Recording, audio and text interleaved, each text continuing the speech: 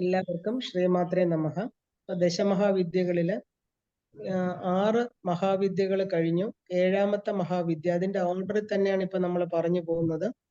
7ാമത്തെ മഹാവിദ്യ അതാണ് ധൂമാവതി. ധൂമാവതി തത്വം. ആരാണ് ധൂമാവതി? എന്താണ് പ്രകൃതിയിലും നമ്മുടെ ജീവിതത്തിലും ധൂമാവതി എന്ന് പറയുന്ന ആ മഹാവിദ്യക്കുള്ള പ്രാധാന്യം എല്ലാമാണ് നമ്മൾ ഇതിലൂടെ കാണുന്നത്.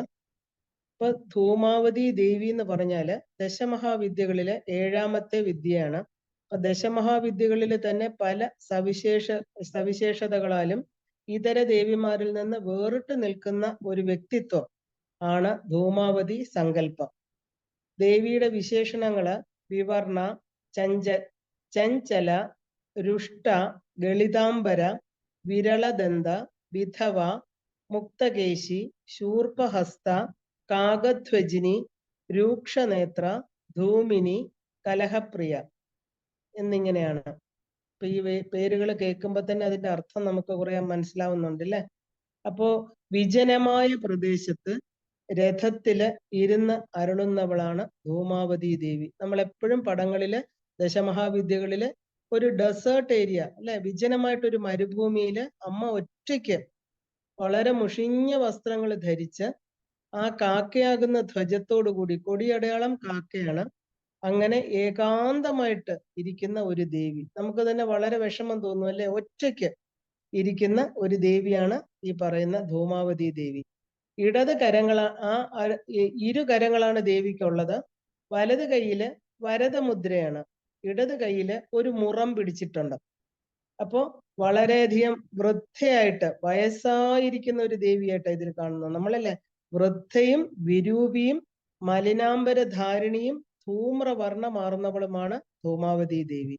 അപ്പൊ ദേവിയുടെ രഥത്തില് കാക്കയുടെ അടയാളമുള്ള ഒരു പതാകയും നമുക്ക് കാണാം.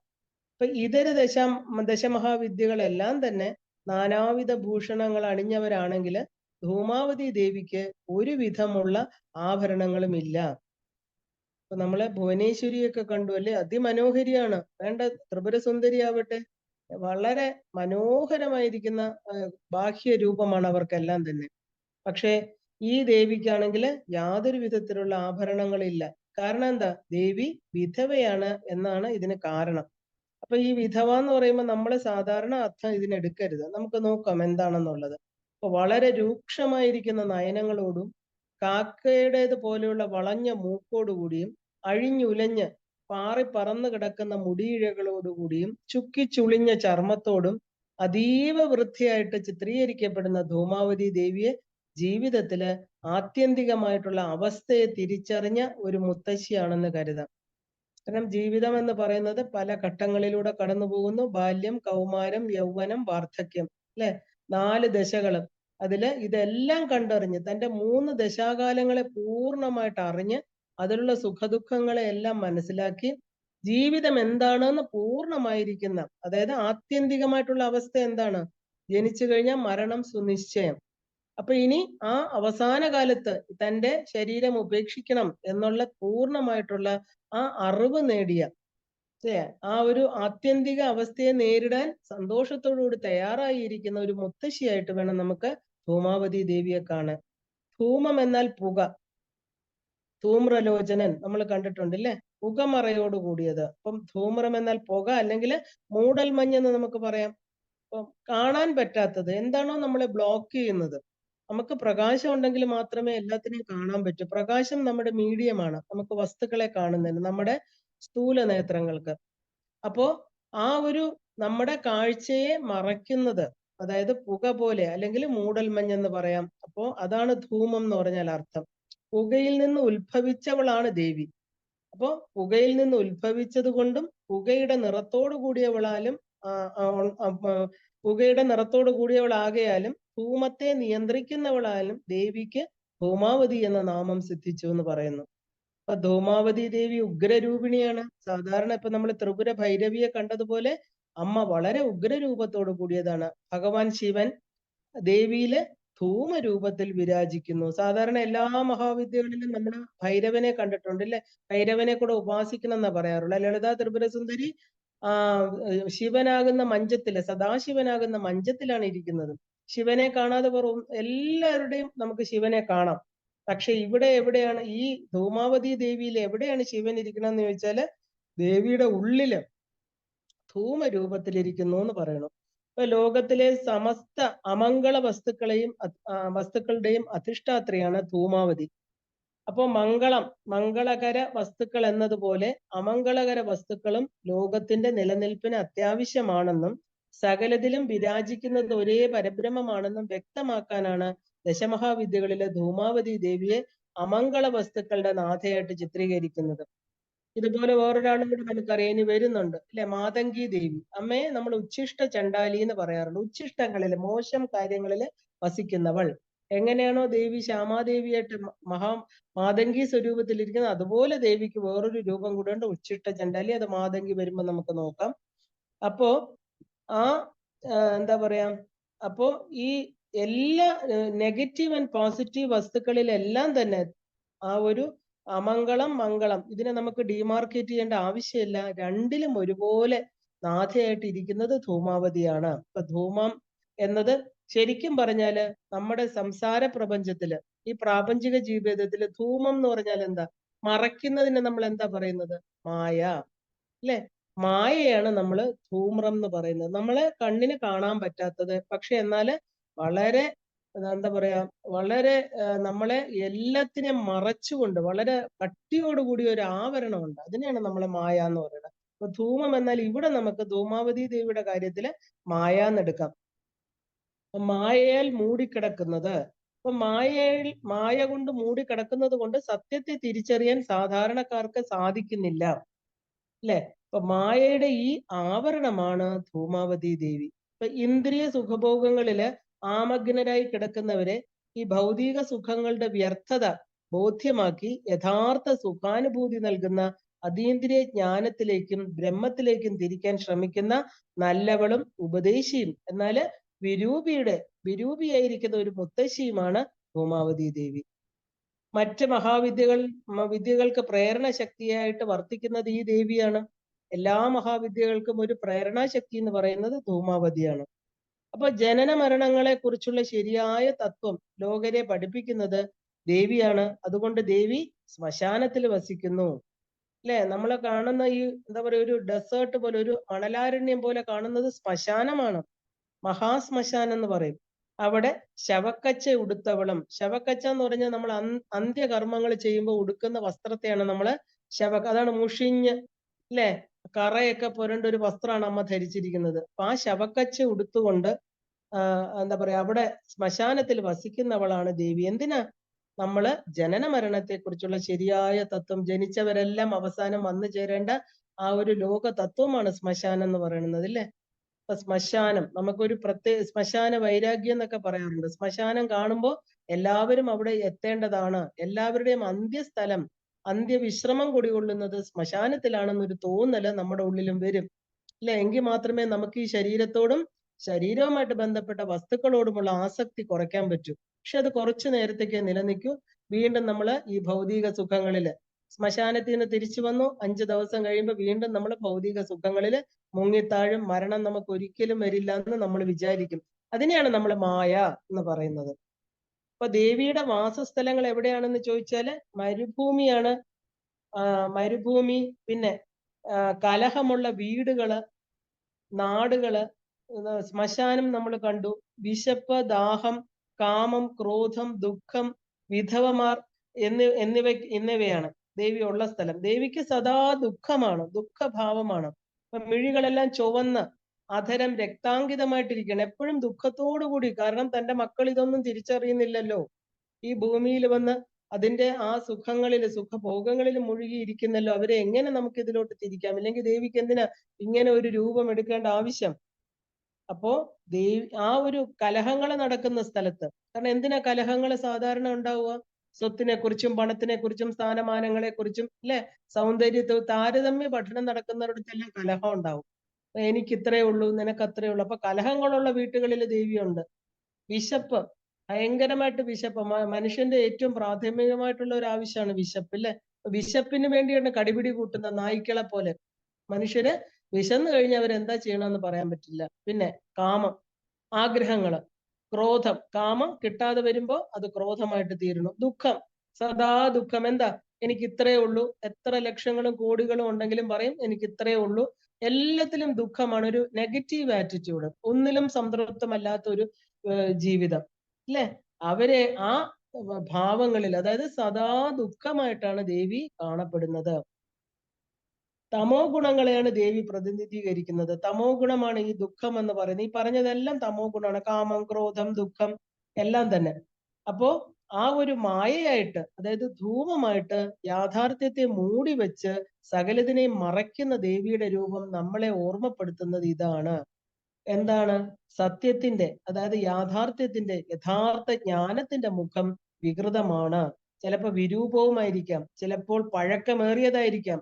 എന്നാൽ പുനർവിചാരണ ആവശ്യമില്ലാത്തതായിട്ടുള്ള സത്യത്തെയാണ് ദേവി സൂചിപ്പിക്കുന്നത്. എന്താണിത്? നമ്മളെ എന്താ പറയുക, സത്യത്തിന്റെ യഥാർത്ഥ മുഖം. സത്യം എന്ന് പറഞ്ഞാൽ എന്താ? ഒരിക്കലും നാശമില്ലാത്ത ജ്വലിച്ചുകൊണ്ടിരിക്കുന്ന പ്രകാശ സ്വരൂപമായിരിക്കുന്ന ആത്മതത്വം നമ്മുടെ ഉള്ളിൽ എല്ലാം ഉണ്ട്. പക്ഷെ അതിനെ മറന്നിട്ട് ഈ ജഡമായിരിക്കുന്ന ശരീരത്തിൽ വന്ന് ചേരുന്ന ദുഃഖങ്ങളെ ഓർത്ത്, ഇല്ലേ, ശരീരവുമായിട്ട് ബന്ധപ്പെട്ട വസ്തുക്കളെ ഓർത്ത് നമ്മൾ ദുഃഖപ്പെടുന്നു. അപ്പൊ യഥാർത്ഥ ജ്ഞാനം കൊണ്ട് മാത്രമേ നമുക്ക് ഈ ആവരണങ്ങൾ മാറുള്ളൂ, അല്ലെ? അപ്പോ ആ ഒരു സത്യത്തിന്റെ മുഖം വികൃതമാണ്, വിരൂപമാണെന്ന് പറയാൻ എന്താ? നമ്മള് ഈ പറയുന്ന വിരൂപമായിരിക്കും നമ്മുടെ മനസ്സ് എന്ന് പറയുന്ന, നമ്മൾ ഏത് ആംഗിളിൽ കൂടെയാണോ ഇതിനെ കാണുന്നത് അതുപോലെ ഇരിക്കും. ഈ പ്രപഞ്ചത്തിലെ എല്ലാ വസ്തുക്കളും വികൃതവും വിരൂപവുമാണ്. നല്ല ഭംഗിയോടെ വിരിഞ്ഞു നിൽക്കുന്ന ഒരു പൂവ് എടുക്കാം നമുക്ക്. നല്ല ഭംഗിയാണ് അല്ലെ? പനിനീർ പൂ നല്ല വിരിഞ്ഞു വരുമ്പോ നമ്മൾ എല്ലാവരും അതിനെ എന്ത് ഭംഗി എന്ന് പറയും. പക്ഷെ പിറ്റേ ദിവസം കാലത്തിൽ ആ പൂ എന്താ സംഭവിക്കുക? അതിന്റെ ഇതളുകൾ കൊഴിഞ്ഞ് അത് ഭൂമിയിൽ പതിച്ചു കിടക്കുന്നു. അതുപോലെ ജീവിതത്തിലെല്ലാം ആ ഒരു ജീവനോട് കൂടിയിരിക്കുന്ന വസ്തുക്കളെല്ലാം കാണാൻ ഐശ്വര്യവും ഭംഗിയും ഉണ്ടെന്ന് പറയും. എന്താണ് അതിന് ഐശ്വര്യം കൊടുത്തത്? അതിനുള്ളിലിരിക്കുന്ന ആ മഹാശക്തി, അല്ലെ? അതേസമയം മരണപ്പെട്ട് ഇനി എത്ര ഭംഗിയുള്ള ഒരു ശരീരമാണെങ്കിലും ആ ജീവൻ പോയി കടന്നു കഴിഞ്ഞാൽ എല്ലാവർക്കും അതിനെ ഭയമാണ്, അല്ലെ? ഒരു എന്താ പറയാ, ആ നമ്മൾ പറയാറുണ്ട്, ആ ഒരു ശവമഞ്ചം നമ്മൾ എതിപ്പിന് ഏറ്റവും നല്ലതാണെന്ന്. കാരണം എതിപ്പെന്ന് പറഞ്ഞാൽ നമ്മളൊരു നല്ല വഴിക്ക് പോകുമ്പോൾ ശവം എതിരെ വരുന്നത് നല്ലതാണെന്ന് പറയാൻ കാരണം എന്താ? ഈ ഒരു ശരീരത്തിന്റെ ആ ഒരു നിസ്സാരത മനസ്സിലാക്കി തരുന്ന സത്യമാണത്. അപ്പൊ ഏതും അതിനകത്ത് സൗന്ദര്യം കൊടുക്കുന്ന വസ്തു നമ്മൾ ആ പോയി കഴിഞ്ഞാൽ ഈ ശരീരം വളരെ വിരൂപമാണ്. ആർക്കും അതിനോട് ഒരു അട്രാക്ഷനോ സ്നേഹമോ തോന്നില്ല. ഈ ജ്ഞാനം എന്ന് പഴക്കമേറിയെന്ന് പറഞ്ഞ കാരണം എന്താ? ഇത് ഈ പ്രപഞ്ചം ഉണ്ടായ കാലം മുതൽ, അതിനെയാണ് സനാതനം, സനാതന ധർമ്മം. ഏറ്റവും ആദ്യം വേദങ്ങൾ നമുക്ക് പറഞ്ഞു തരുന്ന സത്യം ഇതാണ്. കാരണം ഇവിടെ ഒന്നും എന്താ പറയാ ശാശ്വതമല്ല. കാരണം അതുകൊണ്ടാണ് നമ്മൾ പൂഷാവിനോട് പറയണല്ലേ, സത്യം പൂഷന്ന പാവൃണു സത്യധർമായ ദൃഷ്ടേ, സ്വർണപാത്രം കൊണ്ട് മൂടി വെച്ചതിനെ എനിക്ക് മാറ്റിത്തരൂ ഭഗവാനെ. അപ്പൊ ഇവിടെ നമ്മൾ കാണുന്നത് എന്താ? കാരണം കാണുന്നത് ഈ പറയുന്ന സ്വർണമയമായിട്ടുള്ള പാത്രങ്ങളാണ്, അല്ലെ? ആദ്യം തിളക്കമൊക്കെ ഉണ്ടാവും, ഇതെന്നും നിലനിൽക്കില്ല. തിളക്കത്തിന്റെ പുറകിലുള്ള സത്യം എന്ന് പറയുന്നത് ശാശ്വതമാണ്, അല്ലെ? അത് ജ്വലിച്ചുകൊണ്ടിരിക്കുന്ന ഒരു മഹാശക്തിയാണ് എന്ന് നമുക്കറിയാം. ഇതാണ് ശരിക്കും. അത് പുനർവിചാരണ ആവശ്യമില്ല, അത് രണ്ടാമത് ചിന്തിക്കേണ്ട ആവശ്യമില്ല. അതാണ് സത്യം. ഏത് കാലത്തും ഏത് യുഗങ്ങളിലും സത്യത്തെ മാറ്റാൻ പറ്റില്ല. അതെന്നും കൊണ്ടാണ്. അതാണ് എവർ ലാസ്റ്റിംഗ്, എവർ പ്രൊവൈഡിങ് എന്നൊക്കെ പറയുന്നത്. എന്നും അതുണ്ട്. അപ്പോ ഈ ധൂമം എന്ന് പറയുന്നത് എന്താ? ധൂമം എന്ന് പറയുന്നതാണ് അജ്ഞാനം അല്ലെങ്കിൽ അവിദ്യ. ഈ അജ്ഞാനത്താല് നമ്മുടെ ധാരണാശക്തി മൂടപ്പെട്ടിരിക്കുന്നു. ഈ പുകമറ നീക്കിയെങ്കിൽ മാത്രമേ ജ്ഞാനം ഉണ്ടാകുകയുള്ളൂ. അതിന് അഗാധമായിട്ടുള്ള ജ്ഞാനം ഇച്ഛിക്കുന്നവർക്കാണ് ഈ ധൂമാവതി ഉപാസന പറഞ്ഞിരിക്കുന്നത്. എനിക്ക് ഈ അറിവ് തരണം, എന്റെ ഈ അറിവില്ലായ്മ മാറ്റണം, മായയെ മറികടക്കണം എന്ന് ആർക്കാണ്? ദശമഹാവിദ്യകളിൽ 10 വിദ്യയുണ്ട്. ഏത് വിദ്യ വേണമെങ്കിലും എടുത്ത് ഉപാസിക്കാം. 10 കൂടെ ഒരാൾക്ക് ഉപാസിക്കാൻ പറ്റില്ല. ഏതെങ്കിലും ഒന്ന് മതി. ഈ 10 വിദ്യകളും ഒന്നിലേക്കുള്ള ഏകമായിരിക്കുന്ന ശിവത്വത്തിലേക്കാണ് നമ്മളെ കൊണ്ടുപോകുന്നത്, ഇല്ലേ? ആ ശിവൻ എന്ന് പറയുന്ന സോഴ്സ്, ആ ഒരു മംഗളകരമായിരിക്കുന്ന ശംഭു, അത് അനുഗ്രഹമാണ്, മംഗളമാണ്, അല്ലെ? സൗന്ദര്യത്തോട് കൂടിയതാണ്. അവിടേക്ക് നമ്മൾ ഇതിൽ ഏത് വിദ്യയെ കൂടെ എടുത്ത് ഉപാസിച്ചാലും ഏതിലൂടെ വേണമെങ്കിലും, ഇപ്പൊ സൂര്യന്റെ 1000 രശ്മികളുണ്ട്, ഏത് രശ്മി കൂടെ വേണമെങ്കിലും തിരിച്ച് സൂര്യനിൽ എത്തിച്ചേരാം എന്ന് പറയുന്ന പോലെ ഇത് എന്താ പറയാ, വളരെ ഡീപ്പായിട്ട് ഉപാസനാ മാർഗത്തില് വളരെ ഡീപ്പായിട്ട് പോകുന്നവർക്ക്, ജ്ഞാനം മാത്രം ഇച്ഛിക്കുന്നവർക്ക് ധൂമാവതി ദേവിയെ ആരാധിക്കാം. മായയെ നീക്കുന്നവളും മായയുടെ അധിഷ്ഠാത്രിയുമാണ് ധൂമാവതി. അപ്പൊ ദേവിയെ ആരാധിക്കുന്ന യഥാർത്ഥ സാധകന് ദേവിയുടെ വൈരൂപ്യം ഒരിക്കലും അനുഭവയോഗ്യമാവില്ല. അമ്മയുടെ മടിയിലിരുന്ന് കളിക്കുന്ന ഒരു ശിശു അമ്മയുടെ വൈരൂപ്യത്തെ അല്ല, മറിച്ച് അമ്മയുടെ വാത്സല്യത്തെയാണ് തിരിച്ചറിയുക, അല്ലെ? കാരണം ഈശ്വര ശക്തിയുടെ സാന്നിധ്യമില്ലെങ്കിൽ പ്രകൃതി മുഴുവനും വൈരൂപ്യമാണ്. നമ്മള് എല്ലാ സാധനങ്ങളും കഴിച്ചിട്ട് അതിന്റെ തൊലികൾ എറിഞ്ഞു കളയും, അല്ലെ? പഴത്തിന്റെ അതിന്റെ തൊലി, അതിന്റെ അകത്ത് ഇതാണ് നമ്മൾ ഭക്ഷിക്കുക.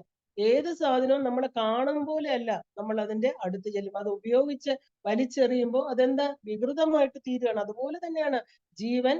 എപ്പോഴാണോ ഈ ശരീരത്തെ തന്റെ ആവശ്യങ്ങൾക്ക് വേണ്ടി ഈ ഭൂമിയിൽ വന്ന ആവശ്യം കഴിഞ്ഞതിന് ശേഷം അതിനെ വലിച്ചെറിയണം, അല്ലെ?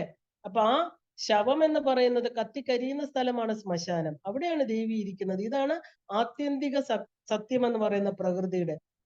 അപ്പൊ ഒരു അമ്മയുടെ മടിയിൽ ഇനി എത്ര വികൃതമായിട്ട്, അല്ലെ, വളരെ മോശമായിട്ടുള്ള ഭാവത്തോട് കൂടിയിരിക്കുന്ന ഒരു അമ്മയുടെ മടിയിലിരിക്കുന്ന കുഞ്ഞ് അമ്മയുടെ മുഖഭാവമോ അമ്മയുടെ സൗന്ദര്യമോ അല്ല നോക്കുന്നത്, ആ വാത്സല്യത്തോടു കൂടി ആരുടെ മടിയിലായിരിക്കുന്നത് എന്നാണ് നോക്കുന്നത്, അല്ലെ?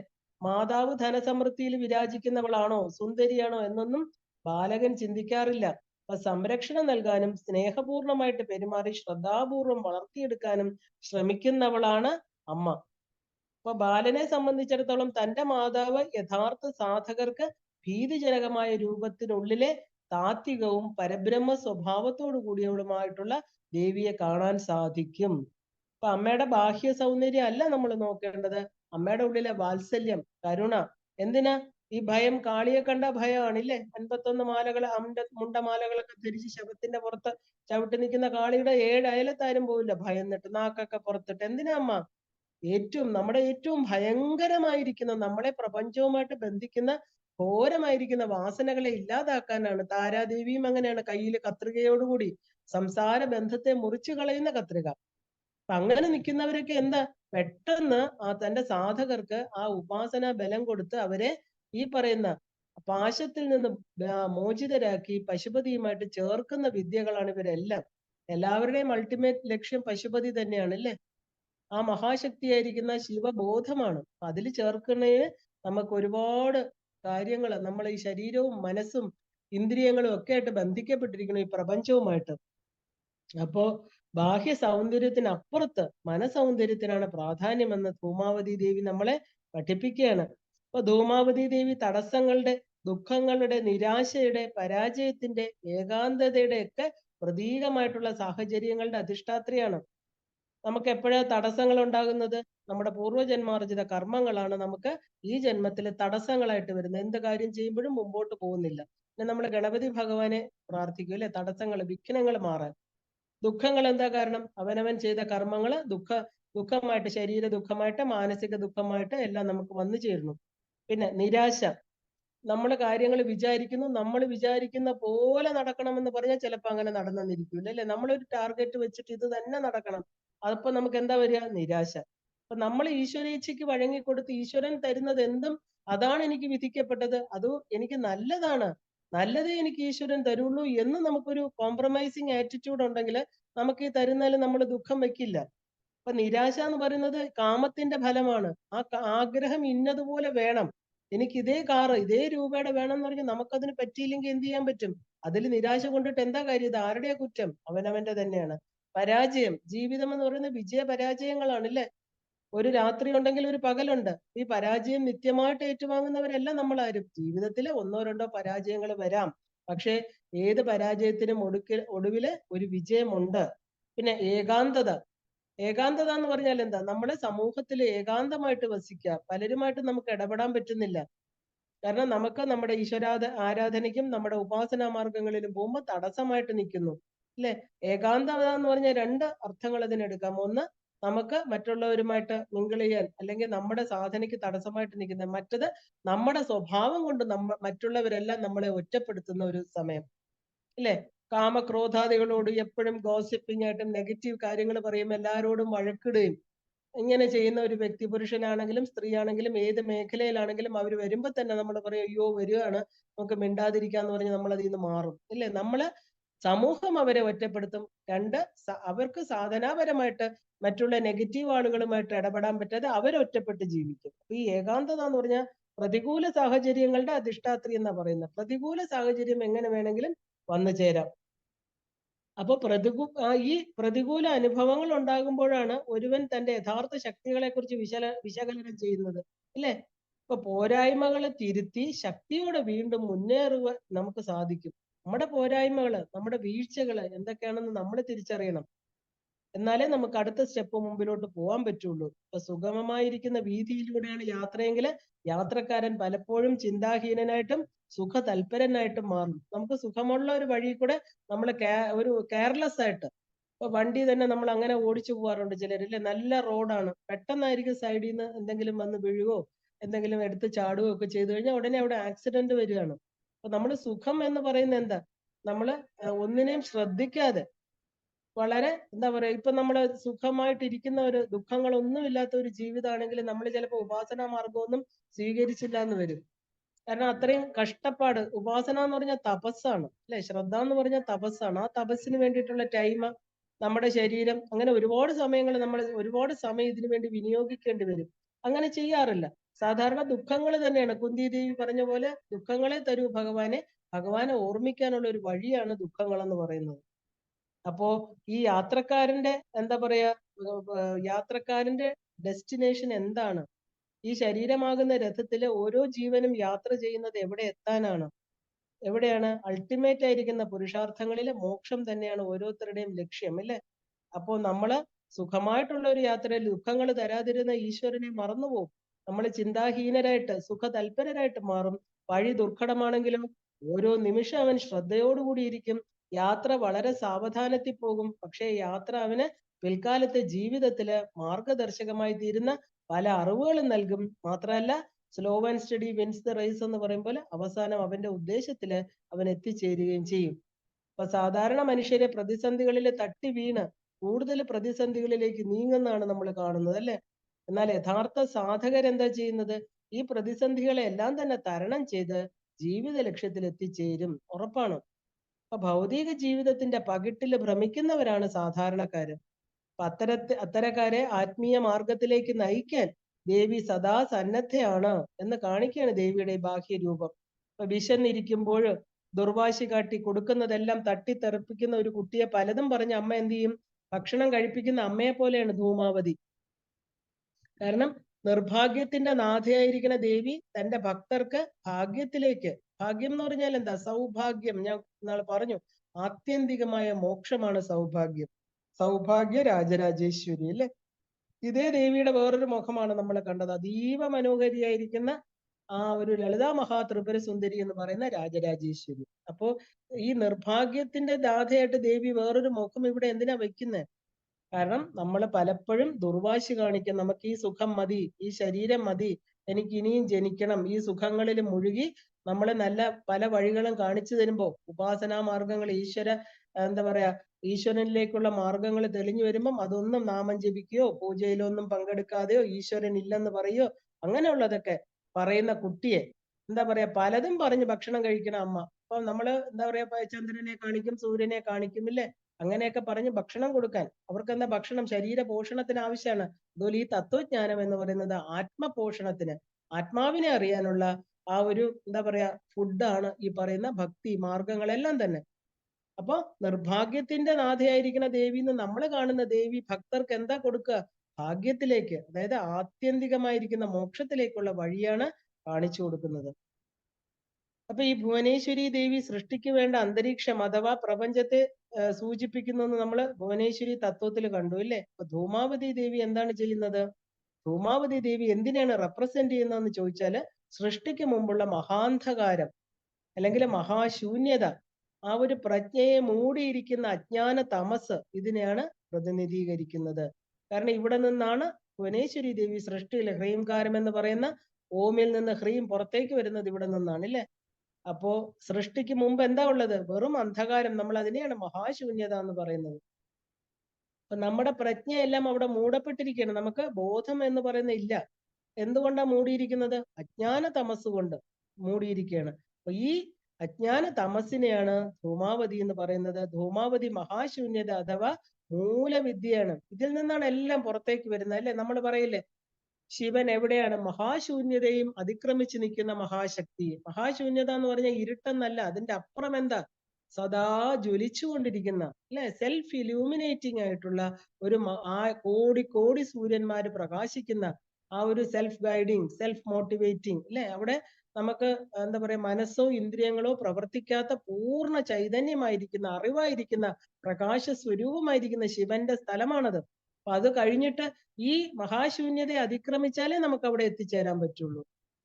ഈ മഹാശൂന്യത എന്ന് പറയുന്നത് അജ്ഞാന തമസ് എന്ന് പറഞ്ഞാൽ നമ്മുടെ ശരീരത്തിലെ ഗർഭപാത്രത്തിൽ നിന്ന് പുറത്തേക്ക് വരുന്ന ആ ചെറിയ നാളി, അതിനെയാണ് മഹാശൂന്യത എന്ന് ചിലർ പറയാറുണ്ട്. ഗർഭോപനിഷത്തിലൊക്കെ അങ്ങനെയാ പറയുന്നത്. നമ്മൾ ഇരുട്ടിലൂടെ സഞ്ചരിക്കും. അതുപോലെ മരണത്തിന് ശേഷം ആത്മാവ് ഒരു ശൂന്യതയിലൂടെ, നമ്മൾ പറയില്ലേ, ഒരു ടണൽ പോലെ ഇരിക്കുന്ന, സാധാരണ പോയിട്ട് വന്ന് തിരിച്ച് ആത്മാക്കൾ ചിലരുടെ ശരീരത്തിൽ അവർ പറയുന്നു, ഒരു ടണൽ ദൂരെ ഒരു പ്രകാശം കാണാം, പക്ഷെ ഒരു ടണലിലൂടെ, അന്ധകാര നിബിഡമായിരിക്കുന്ന ഒരു ടണലിലൂടെ എവിടെയാണെന്ന് അറിഞ്ഞുകൂടാതെ ഞാൻ സഞ്ചരിച്ചു എന്ന് പറയാം. അത് വളരെ കുറച്ച് സമയം ഉണ്ടാവുള്ളൂ. അത് നമ്മുടെ പ്രസവത്തിന് കുഞ്ഞ് പുറത്തു വരുമ്പോഴത്തേക്ക് കുഞ്ഞിന് വെളിച്ചത്തിലേക്ക് വരും. അതുപോലെ തന്നെയാണ് ശരീരം വിട്ടിട്ട് തിരിച്ച പ്രകാശത്തിലേക്കുള്ള യാത്രയും. ഈ മഹാശൂന്യത അത് നമ്മുടെ പ്രജ്ഞയെ മൂടിയിരിക്കണം. അതുകൊണ്ടാണ് നമുക്കത് അറിയാൻ പറ്റാത്തത്. ഇതിനെയാണ് അജ്ഞാന തമസ് എന്ന് പറയുന്നത്. അപ്പൊ അറിവില്ലായ്മ കൊണ്ടുള്ള ഇരുട്ട്. എപ്പോ അറിവില്ലായ്മ മാറുന്നു അപ്പൊ നമുക്ക് ഈ വെളിച്ചത്തെ കാണാൻ പറ്റും. അപ്പൊ സൂമാവതി എന്ന് പറഞ്ഞാല് മൂലവിദ്യയാണ്. അതായത് ആ ജ്വലിക്കുന്ന ഒരു ജീവൻ, നമ്മൾ ആ പറയുന്ന സെൽഫ് ഇല്യൂമിനിറ്റി, മോക്ഷം എന്ന് പറഞ്ഞ് ലയിച്ചിരിക്കുന്നത് പിന്നെ വരില്ല. അത് അവിടുന്ന് ഈ മഹാശൂന്യതയെ കടന്ന് വേണം നമ്മള് ഭുവനേശ്വരി തത്വമായിരിക്കുന്ന പ്രപഞ്ചത്തിലേക്ക്, അവിടെ ബിന്ദു, ആ ശിവൻ ശക്തി എന്ന് പറയുന്ന പല തത്വങ്ങളിലോട്ട് വന്ന് നമ്മൾ ഈ പ്രപഞ്ചത്തിലേക്ക് വരിക. അപ്പൊ ആ മൂലവിദ്യയാണ് ആര്? ധൂമാവതി. ഏതൊന്നിൽ നിന്നാണോ ലോകം പരിണമിച്ചത്, ആ മൂലവിദ്യ അത് തന്നെയാണ് ധൂമാവതി. അപ്പൊ അവിടെ ശിവൻ ഉണ്ടല്ലേ, ആ ശിവനിൽ നിന്നാണ് ദേവിയും വന്നിരിക്കുന്നത്. അപ്പൊ പരിണാമത്തിനുള്ള ഒരു വേദിയാണ് ഭുവനേശ്വരി എന്ന് പറയുന്നത്. പ്രപഞ്ചം, നമ്മളിപ്പോ ദ്രവ് ശാന്തി, അന്തരീക്ഷം ശാന്തി എന്ന് പറഞ്ഞ ആ സ്കൈ എന്ന് പറയുന്നത് അന്തരീക്ഷം, ഭൂമിക്കും ആകാശത്തിനും ഇടയ്ക്കുള്ള സ്ഥലം, പിന്നെയാണ് പൃഥ്വി വരുന്നത് അല്ലേ? അപ്പൊ ഏതിൽ നിന്നാണോ ആ ലോകം പരിണമിച്ചത്, ആ പരിണാമത്തിനുള്ള വേദി എന്ന് പറയുന്നത് ഭുവനേശ്വരി. അതിനാണ് നമ്മൾ ഈ പ്രപഞ്ച രൂപിണിയാണ് ഭുവനേശ്വരി എന്ന് പറയുന്നത്. അപ്പൊ പരിണാമ കാലമാണ് കാളി. ഇപ്പൊ മഹാശൂന്യതയിൽ എല്ലാം അടങ്ങിയിരിക്കുകയാണ്. ഈ പറയുന്ന 10 വിദ്യകളും അതിനകത്തുണ്ട്. അതിൽ നിന്ന് ആദ്യമായിട്ട് ധൂമാവതിയിലൂടെ ഈ പറയുന്ന പ്രപഞ്ച പരിണാമത്തിന്റെ ഭുവനേശ്വരി വരുന്നു. പരിണാമ കാലം അത് തുടങ്ങുന്ന ഫസ്റ്റ് സ്പോട്ട് കാലത്തിലൂടെയാണ് പരിണമിക്കുന്നത് ഇല്ലേ? അപ്പൊ ആ കാലത്തെയാണ് നമ്മൾ കാളി എന്ന് പറയുന്നത്. മഹാശൂന്യതയിൽ എല്ലാം ഉണ്ട്. എന്നാൽ അതിൽ നിന്നും ഒന്നിനെയും വേർതിരിച്ചെടുക്കാൻ നമുക്ക് സാധ്യമല്ല. എന്തുകൊണ്ട്? മഹാതമസ് കൊണ്ട് പ്രജ്ഞ മൂടിയിരിക്കുകയാണ്, അജ്ഞാന തമസ് കൊണ്ട് മൂടിയിരിക്കുകയാണ്. കാരണം കാരണ ജലധിയില് നമുക്ക് കാരണത്തെ കണ്ടുപിടിക്കാൻ ഒരു ജീവന് സാധ്യമല്ല. എന്താ കാര്യം? കാരണ ജലധിയിൽ എല്ലാം ലയിച്ചു കിടക്കുകയാണ്. ഒന്നിനെ തിരിച്ചറിയാൻ പറ്റില്ല. അപ്പോ ആ ഒരു ഏറ്റവും മൂലമായിരിക്കുന്ന മൂലതത്വമാണ് ധൂമാവതി. ഇനി വിധവയാണ് ധൂമാവതി. കാമത്തെ, എന്താ വിധവ എന്ന് പറഞ്ഞ ഇവിടെ അർത്ഥം? നമ്മളെ ഹസ്ബൻഡ് മരിച്ച ആളിനെയാണ് വിധവ എന്ന് പറയുന്നത് അല്ലെ? അങ്ങനെ അല്ല. കാമത്തെ തടുത്തു നിർത്തിയതില് ദേവിക്കുള്ള കഴിവിനെയാണ് നമ്മൾ വിധവാഭാവം എന്നുള്ള കാര്യമാണ് ഇവിടെ നമ്മൾ ഓർമ്മിക്കണം. കാരണം ശിവനില്ലാതെ ശക്തി മാത്രമുള്ള അവസ്ഥയാണ് ധൂമാവതിക്ക്. അപ്പൊ ധൂമാവതി എന്ന് പറഞ്ഞാൽ നമുക്ക് ശിവൻ, അതിൽ ഭൈരവനെ കാണിക്കുന്നില്ല. അപ്പൊ ശിവൻ ഇല്ലാതെ ശക്തിക്ക് മാത്രം നിൽക്കാൻ പറ്റും. അത് ധൂമാവതിയിൽ പ്രകടമാവുകയാണ്. ശിവനില്ലെങ്കിൽ ശക്തി നിഷ്ക്രിയമായിരിക്കും അല്ലെ? അപ്പൊ എന്നാണ് നമ്മൾ പഠിച്ചിട്ടുള്ളത്. അപ്പൊ ധൂമാവതി ശിവനെ വിഴുങ്ങിയതിനാലാണ് വിധവയായത്. അതായത് ശിവൻ ദേവിയുടെ ഉള്ളിലുണ്ട്. നമ്മൾ ഒരിക്കലും ശരീരത്തെ വെച്ച് നമുക്ക് ആരെയും ഇത് പറയാൻ പറ്റില്ല. കാരണം എന്താ? എല്ലാവരുടെയും ശിവശക്തി ചൈതന്യങ്ങൾ അവനവന്റെ ഉള്ളിൽ തന്നെയാണ്. ശിവനും ശക്തിയും ഉണ്ട്. നമ്മൾ ബാഹ്യമായിട്ടുള്ള ശരീരത്തിന്റെ എന്താ പറയാ, വിട്ടുപോകുന്നതിനല്ല ഇവിടെ പറയുന്നത്. കാമത്തെ എങ്ങനെ നമുക്ക് അടക്കി നിർത്താൻ പറ്റും? അപ്പൊ ശിവൻ എവിടെയുണ്ട്? ദേവിയുടെ ഉള്ളിലുണ്ട്. സകല ശക്തികളും കഴിവുകളും ഉള്ളിലുണ്ട്. അത് തിരിച്ചറിയാതെ, പ്രയോഗിക്കാൻ കഴിയാതെ ചിന്താഗ്രസ്തയായിട്ടിരിക്കുന്ന ഒരു സാധാരണ മനുഷ്യരെയാണ് ദേവിയുടെ ഈ താന്ത്രിക രൂപം പ്രതിനിധീകരിക്കുന്നത്. നമ്മൾ എന്താണ്? നമ്മൾ പൂർണ്ണമാണ് ഇല്ലേ? എത്ര പറഞ്ഞാലും നമുക്കത് മനസ്സിലാവില്ല. നമ്മൾ ഈശ്വരനാണ്, നിങ്ങളുടെ ഉള്ളിലാണ് പൂർണ്ണം അല്ലേ?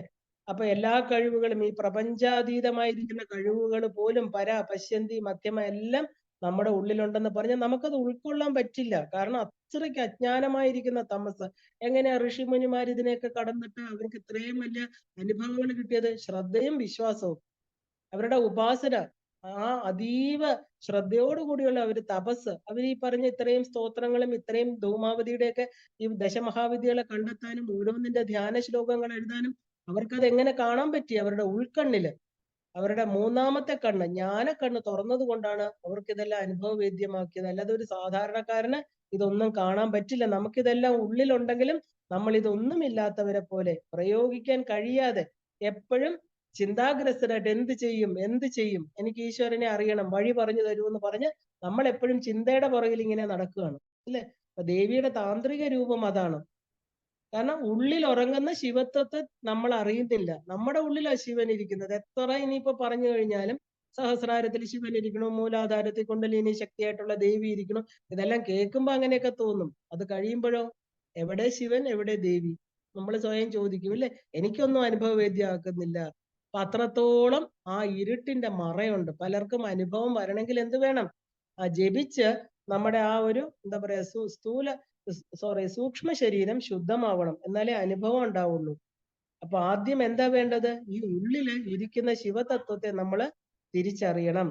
ഈ തിരിച്ചറിവുണ്ടാക്കാൻ സാധകനെ സഹായിക്കുന്ന ആ ശക്തിയാണ് ധൂമാവതി. ധൂമാവതിയുടെ ആരാധന എന്തിനാണെന്ന് ചോദിച്ചാല് ദേവിയുടെ ഉള്ളിലാണ് ശിവൻ, ഇല്ലേ? അപ്പൊ അതുപോലെ ഒരു സാധകന്റെ ഉള്ളിലിരിക്കുന്ന ശിവതത്വത്തെ അറിയാനായിട്ടാണ് ധൂമാവതി ഉപാസന.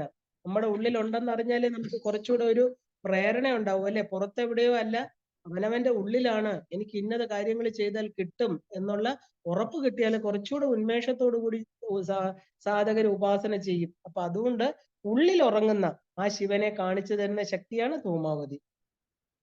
ഇനി എങ്ങനെയാണ് ഈ ധൂമാവതി വന്നത്? ധൂമാവതിയുടെ ഉൽപ്പത്തിയെ കുറിച്ച് വിവിധ വാദഗതികളുണ്ട്, അല്ലെ? കാരണം ധൂമാവതി എന്ന് പറഞ്ഞ ദശമഹാവിധികൾക്കെല്ലാം തന്നെ എവിടെ നിന്നാണ് വന്നതെന്നൊരു തത്വമുണ്ട്. അപ്പോ ഒരിക്കല് കൈലാസ പർവ്വതത്തിലെ പരമശിവന്റെ മടിത്തട്ടിൽ ഇരുന്നരടുന്ന പാർവതി ദേവി മഹാദേവനോട് പറഞ്ഞു, അല്ലയോ പ്രഭോ, എനിക്ക് കലശലായി വിശക്കുന്നു, എന്തെങ്കിലും ഭക്ഷിക്കാൻ തന്നാലും എന്ന് പറയാണ്. പത്നിയുടെ വാക്കുകൾ കേട്ട് ശിവൻ പറഞ്ഞു, ദേവി അല്പസമയം ക്ഷമിക്കൂ. അപ്പൊ ദേവി ക്ഷമാപൂർവം കാത്തിരുന്നു. ദീർഘനേരമായിട്ടും ഭഗവാനിൽ മാറ്റമൊന്നും ഉണ്ടാകാത്തത് കൊണ്ട് ദേവി വീണ്ടും ഭക്ഷണത്തിന് ആവശ്യപ്പെട്ടു. ശിവൻ പഴയ മറുപടി തന്നെ ആവർത്തിച്ചു, സമാധാനായിട്ടിരിക്കൂ, ഞാൻ തരാം. ഇങ്ങനെ കുറച്ചു തവണ ആവർത്തിച്ചു. അവസാനം പാർവതി ദേവി ക്ഷമ കെട്ട് ശിവനെ വായിലാക്കി, അല്ലെ? എന്താ ഇതിന്റെയൊക്കെ അർത്ഥം? ഇതൊന്നും നമ്മൾ ഇങ്ങനെ എടുക്കരുത്. കാരണം ഈ പ്രവൃത്തി മൂലം ദേവിയുടെ ശരീരത്തിൽ നിന്ന് ധൂമപടലങ്ങൾ, ആരാ? ശിവൻ, അല്ലെ? തന്റെ മൂന്നാമത്തെ കണ്ണ്, അഗ്നി നേത്രമുള്ള ആളാണ് ശിവൻ, ഇല്ലേ? ആ ശിവനെ ഉള്ളിലാക്കി എന്ന് പറഞ്ഞാൽ എന്താ? ദേവിയുടെ ശരീരത്തിൽ നിന്ന് ധൂമപടലങ്ങള് സർവത്ര വ്യാപിച്ചുവെന്നും തന്റെ മായയിലൂടെ ശിവഭഗവാൻ വെളിയിൽ വന്നുവെന്നും കഥ. അപ്പൊ ശിവൻ ദേവിയോട് പറയുകയാണ്, അല്ലയോ പാർവതി, ഈ പ്രപഞ്ചത്തിലെ ഏക പുരുഷൻ ഞാനും ഏക സ്ത്രീ ഭവതിയുമാണ്. അപ്പൊ ഭവതി ഭർത്താവിനെ വിഴുങ്ങിയത് കൊണ്ട് ഇനി വിധവ എന്നുള്ള പേരിൽ അറിയപ്പെടും. അതുകൊണ്ട് സൗഭാഗ്യവതിയുടെ വെടിഞ്ഞ് വിധവാ വേഷം കൈക്കൊള്ളുക. കാരണം വലിയ തെറ്റാണ് ചെയ്തത്, അല്ലെ? ഭർത്താവിനെ വിഴുങ്ങുക എന്നൊക്കെ പറഞ്ഞാല് എത്ര ദേഷ്യം വന്നാലും ആ ശിവനെ ഉള്ളിലെടുത്തു. അതുകൊണ്ട് ഇനി ഈ ഈ എന്താ പറയാ ധൂമാവതി വേഷത്തില് എന്താ പറയാ വിധവയുടെ വേഷം തന്നെ അവിടുന്ന് ധരിക്കണം. ദേവിയുടെ ഈ ശരീരം ബഹളാരൂപത്തില് പ്രഖ്യാതമാണ്. അപ്പൊ ഏറ്റവും സുന്ദരിയായിട്ട് ഇനി അടുത്തത് വരുന്നത് ബഹളാമുഖിയായിട്ട്. അപ്പൊ ഇന്നു മുതൽ ദേവി ധൂമാവതി എന്ന മഹാവിദ്യ എന്നുള്ള നാമത്തില് ലോകത്തില് പൂജിക്കപ്പെടും. അപ്പൊ ലോകമംഗളം വരുത്തുന്നത് അവിടുന്നായിരിക്കും. അന്നു മുതലാണ് ദേവി ധൂമാവതി എന്നുള്ള പേരില് ഏറ്റവും പ്രസിദ്ധയായിട്ട് തീർന്നത്. ഇപ്പൊ ദക്ഷ യജ്ഞശാലയില് അപമാനിതയായിരിക്കുന്ന സതീദേവി യാഗകുണ്ടത്തിൽ വീണ് ജീവൻ ത്യജിച്ചു. അങ്ങനെ ഒരുപാട് ഇല്ലെങ്കിൽ യോഗ ശരീരം കൊണ്ട് തന്റെ എന്താ പറയാ ആ സ്ഥൂല ശരീരത്തെ ഇല്ലാതാക്കി ഒരുപാട് കഥകൾ നമ്മൾ കേട്ടിട്ടുണ്ട്, അല്ലെ? ആ ഹോമകുണ്ടത്തിൽ നിന്ന് ഉയർന്ന ധൂമപടലങ്ങളിൽ നിന്ന് ധൂമാവതി ദേവി ഉത്ഭവിച്ചു എന്ന് വേറൊരു കഥ. അപ്പൊ അങ്ങനെ ധൂമാവതി ഉൽപ്പത്തിയെ കുറിച്ച് പല പരാമർശങ്ങളുണ്ട്. അപ്പൊ ദക്ഷയജ്ഞശാലയില് അക്ഷയ തൃതീയ ദിനത്തിലാണ് ധൂമാവതി ദേവിയുടെ ഉത്ഭവമെന്ന് ചില ഉപനിഷത്തുകളിൽ പറഞ്ഞിരിക്കുന്നു. കാരണം മഹാസംഹാര കാലത്ത്, അതായത് ദേവി തന്റെ ശരീരം, സതീദേവി തന്റെ ശരീരത്തെ ഉപേക്ഷിച്ചപ്പോ ആ ഒരു യാഗാഗ്നി കുണ്ടത്തിൽ നിന്ന് ധൂമത്തോടുകൂടി, പുകയോടുകൂടി പുറത്തു വന്ന ദേവിയാണ് ധൂമാവതി. അപ്പൊ ഭക്ഷണം നൽകാത്തത് കൊണ്ടാണ് പാർവതി ദേവി ശിവനെ വിഴുങ്ങിയത്, ഇല്ലേ? ഇവിടെ എന്താണ് ഭക്ഷണം? നമ്മൾ ഇതിനെയാണ് ധൂമാവതി എന്ന് പറഞ്ഞാൽ ഓരോ തത്വവും വളരെ വളരെ ഗഹനാണ്. ഇതൊക്കെ ഞാൻ വളരെ പെരിഫറിൽ നിന്നാ പറയുന്നത്. ഇതിന്റെ മന്ത്രം പോലും വളരെ കഠിനമായിരിക്കുന്ന മന്ത്രമാണ്. അപ്പൊ ഇവിടെ ഭക്ഷണം നൽകാത്തത് കൊണ്ട് പാർവതി ദേവി ശിവനെ വിഴുങ്ങി. ഇല്ല, ഏതെങ്കിലും ഒരു ഭാര്യ ഭർത്താവിന് ഭക്ഷണം തനിക്ക് കിട്ടാത്തതുകൊണ്ട് ഭർത്താവിനെ വിഴുങ്ങുമോ? ഇവിടെ ഭക്ഷണം എന്നുള്ളത് എന്താ? നമ്മൾ സാധാരണഗതിയിൽ ഭക്ഷണം എന്ന് പറയുന്നത് ശരീരം നിലനിർത്താൻ, അല്ലെ? വിശപ്പ് ശമിപ്പിക്കാനുള്ള അന്നമാണ് നമ്മൾ ഭക്ഷണം എന്ന് പറയുന്നത്. പക്ഷെ ദേവി ചോദിച്ച ഭക്ഷണം എന്താണ്? അന്നമല്ല. കാരണം ദേവിക്ക് അന്നമയ ശരീരമില്ല. അമ്മയുടെ ശരീരം എന്താ? വളരെ എന്താ പറയാ പ്രകാശം ഉള്ള ശരീരമാണ് ദേവിയുടെ, അല്ലേ? അപ്പൊ ഭിക്ഷാടന മൂർത്തിയായിരിക്കുന്ന ശ്രീ പരമേശ്വരന് അന്നം ഭിക്ഷയായിട്ട് നൽകിയ സാക്ഷാൽ അന്നപൂർണേശ്വരിയാണ് ശ്രീ പാർവതി. ഈ ശ്രീ പാർവതി ഭക്ഷണത്തിനായിട്ട് ശിവനെ വിഴുങ്ങുമോ? നമുക്ക് ചോദിക്കേണ്ട ചോദ്യമാണ്. ഈ ചോദ്യത്തിന് ഉത്തരം ഇവിടെ ഭക്ഷണം എന്ന് പറഞ്ഞാല് ജ്ഞാനമാണ് ചോദിച്ചത്. അമ്മയ്ക്ക് അതിഭയങ്കരമായിട്ട് ശിവതത്വത്തില് നമ്മള് അമർനാഥിലെ കഥ കണ്ടു, അല്ലെ? അമർനാഥില് ഭഗവാൻ അവിടെ മഞ്ഞു പോലെയുള്ള ശിവലിംഗത്തിൽ പ്രത്യക്ഷപ്പെട്ടുവെന്നും അവിടെ ദേവി ഈ മഞ്ഞ് മലയിൽ ചെന്നിരുന്ന ആ ഗുഹയ്ക്കകത്തിരുന്ന് ഏകമായിട്ട് തന്റെ സൃഷ്ടി രഹസ്യം എന്താണ്, ശിവന്റെ രഹസ്യം എനിക്ക് അറിയണം, എപ്പോഴും ജ്ഞാനത്തിന് വേണ്ടി ആഗ്രഹിക്കുന്നവളാണ് ശ്രീ പാർവതി. ശിവധ്യാനം എല്ലാം തന്നെ പഞ്ചാഗ്നി മധ്യത്തിൽ നിന്ന് ചെയ്താലും ഏത് തപസ്സും ഏത് ജന്മത്തിലെടുത്താലും ശിവനെ അറിയണം, ശിവനിൽ ലയിക്കണം, പൂർണ്ണമായിട്ട് തനിക്ക് ആ ശിവജ്ഞാനപ്രദായിനിയായിട്ട് തീരണം എന്നുള്ള ആ ഒരു ആഗ്രഹം, ജ്ഞാനത്തിന് വേണ്ടിയിട്ടുള്ള ജ്ഞാനമാണ് ഭിക്ഷയായിട്ട്. അവിടെ ശങ്കരാചാര്യര് ചോദിക്കുന്ന ജ്ഞാന വൈരാഗ്യ സിദ്ധ്യർത്ഥം. കാശിയില് അന്നപൂർണേശ്വരിയോട് ചോദിക്കുന്ന ഭക്ഷണം അല്ല ചോദിക്കുന്നത്. അറിവുള്ളവര് ചോദിക്കുന്നത് എന്താ? ജ്ഞാനഭിക്ഷയാ ചോദിക്കുന്നത്. ജ്ഞാന വൈരാഗ്യ സിദ്ധ്യർത്ഥം ഭിക്ഷാം ദേഹീച്ച പാർവതി. അപ്പൊ ഇവിടെ ദേവി ചോദിച്ചത് എന്താ?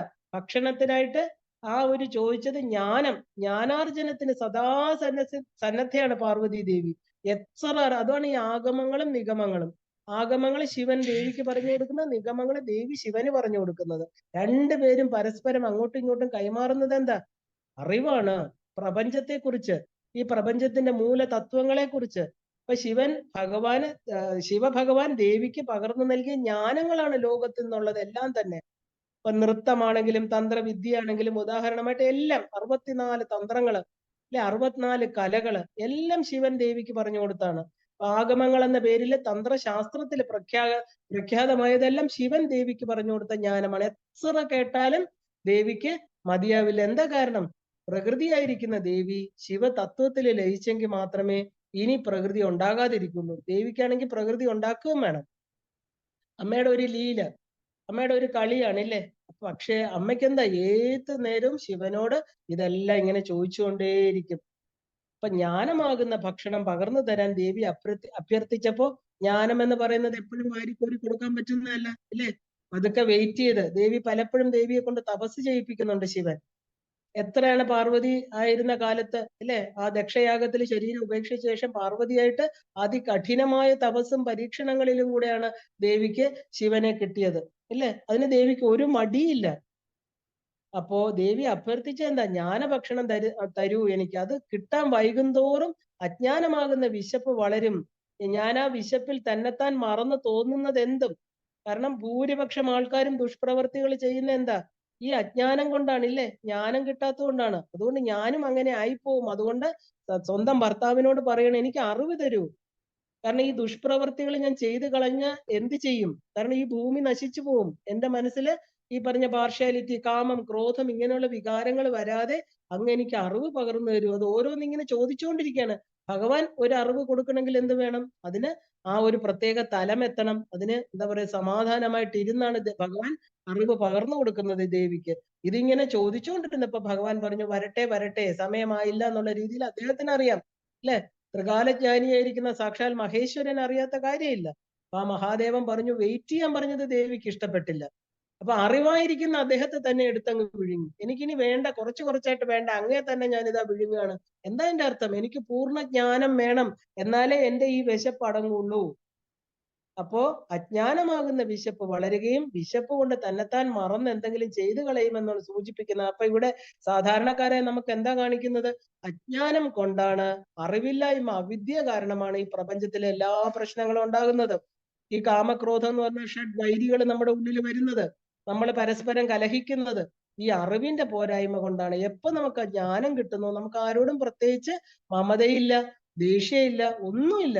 കാരണം എല്ലാരും ഒരേ ശക്തിയുടെ മക്കളാണ്, ഇല്ലേ? അവിടെ നമുക്കൊന്നുമില്ല.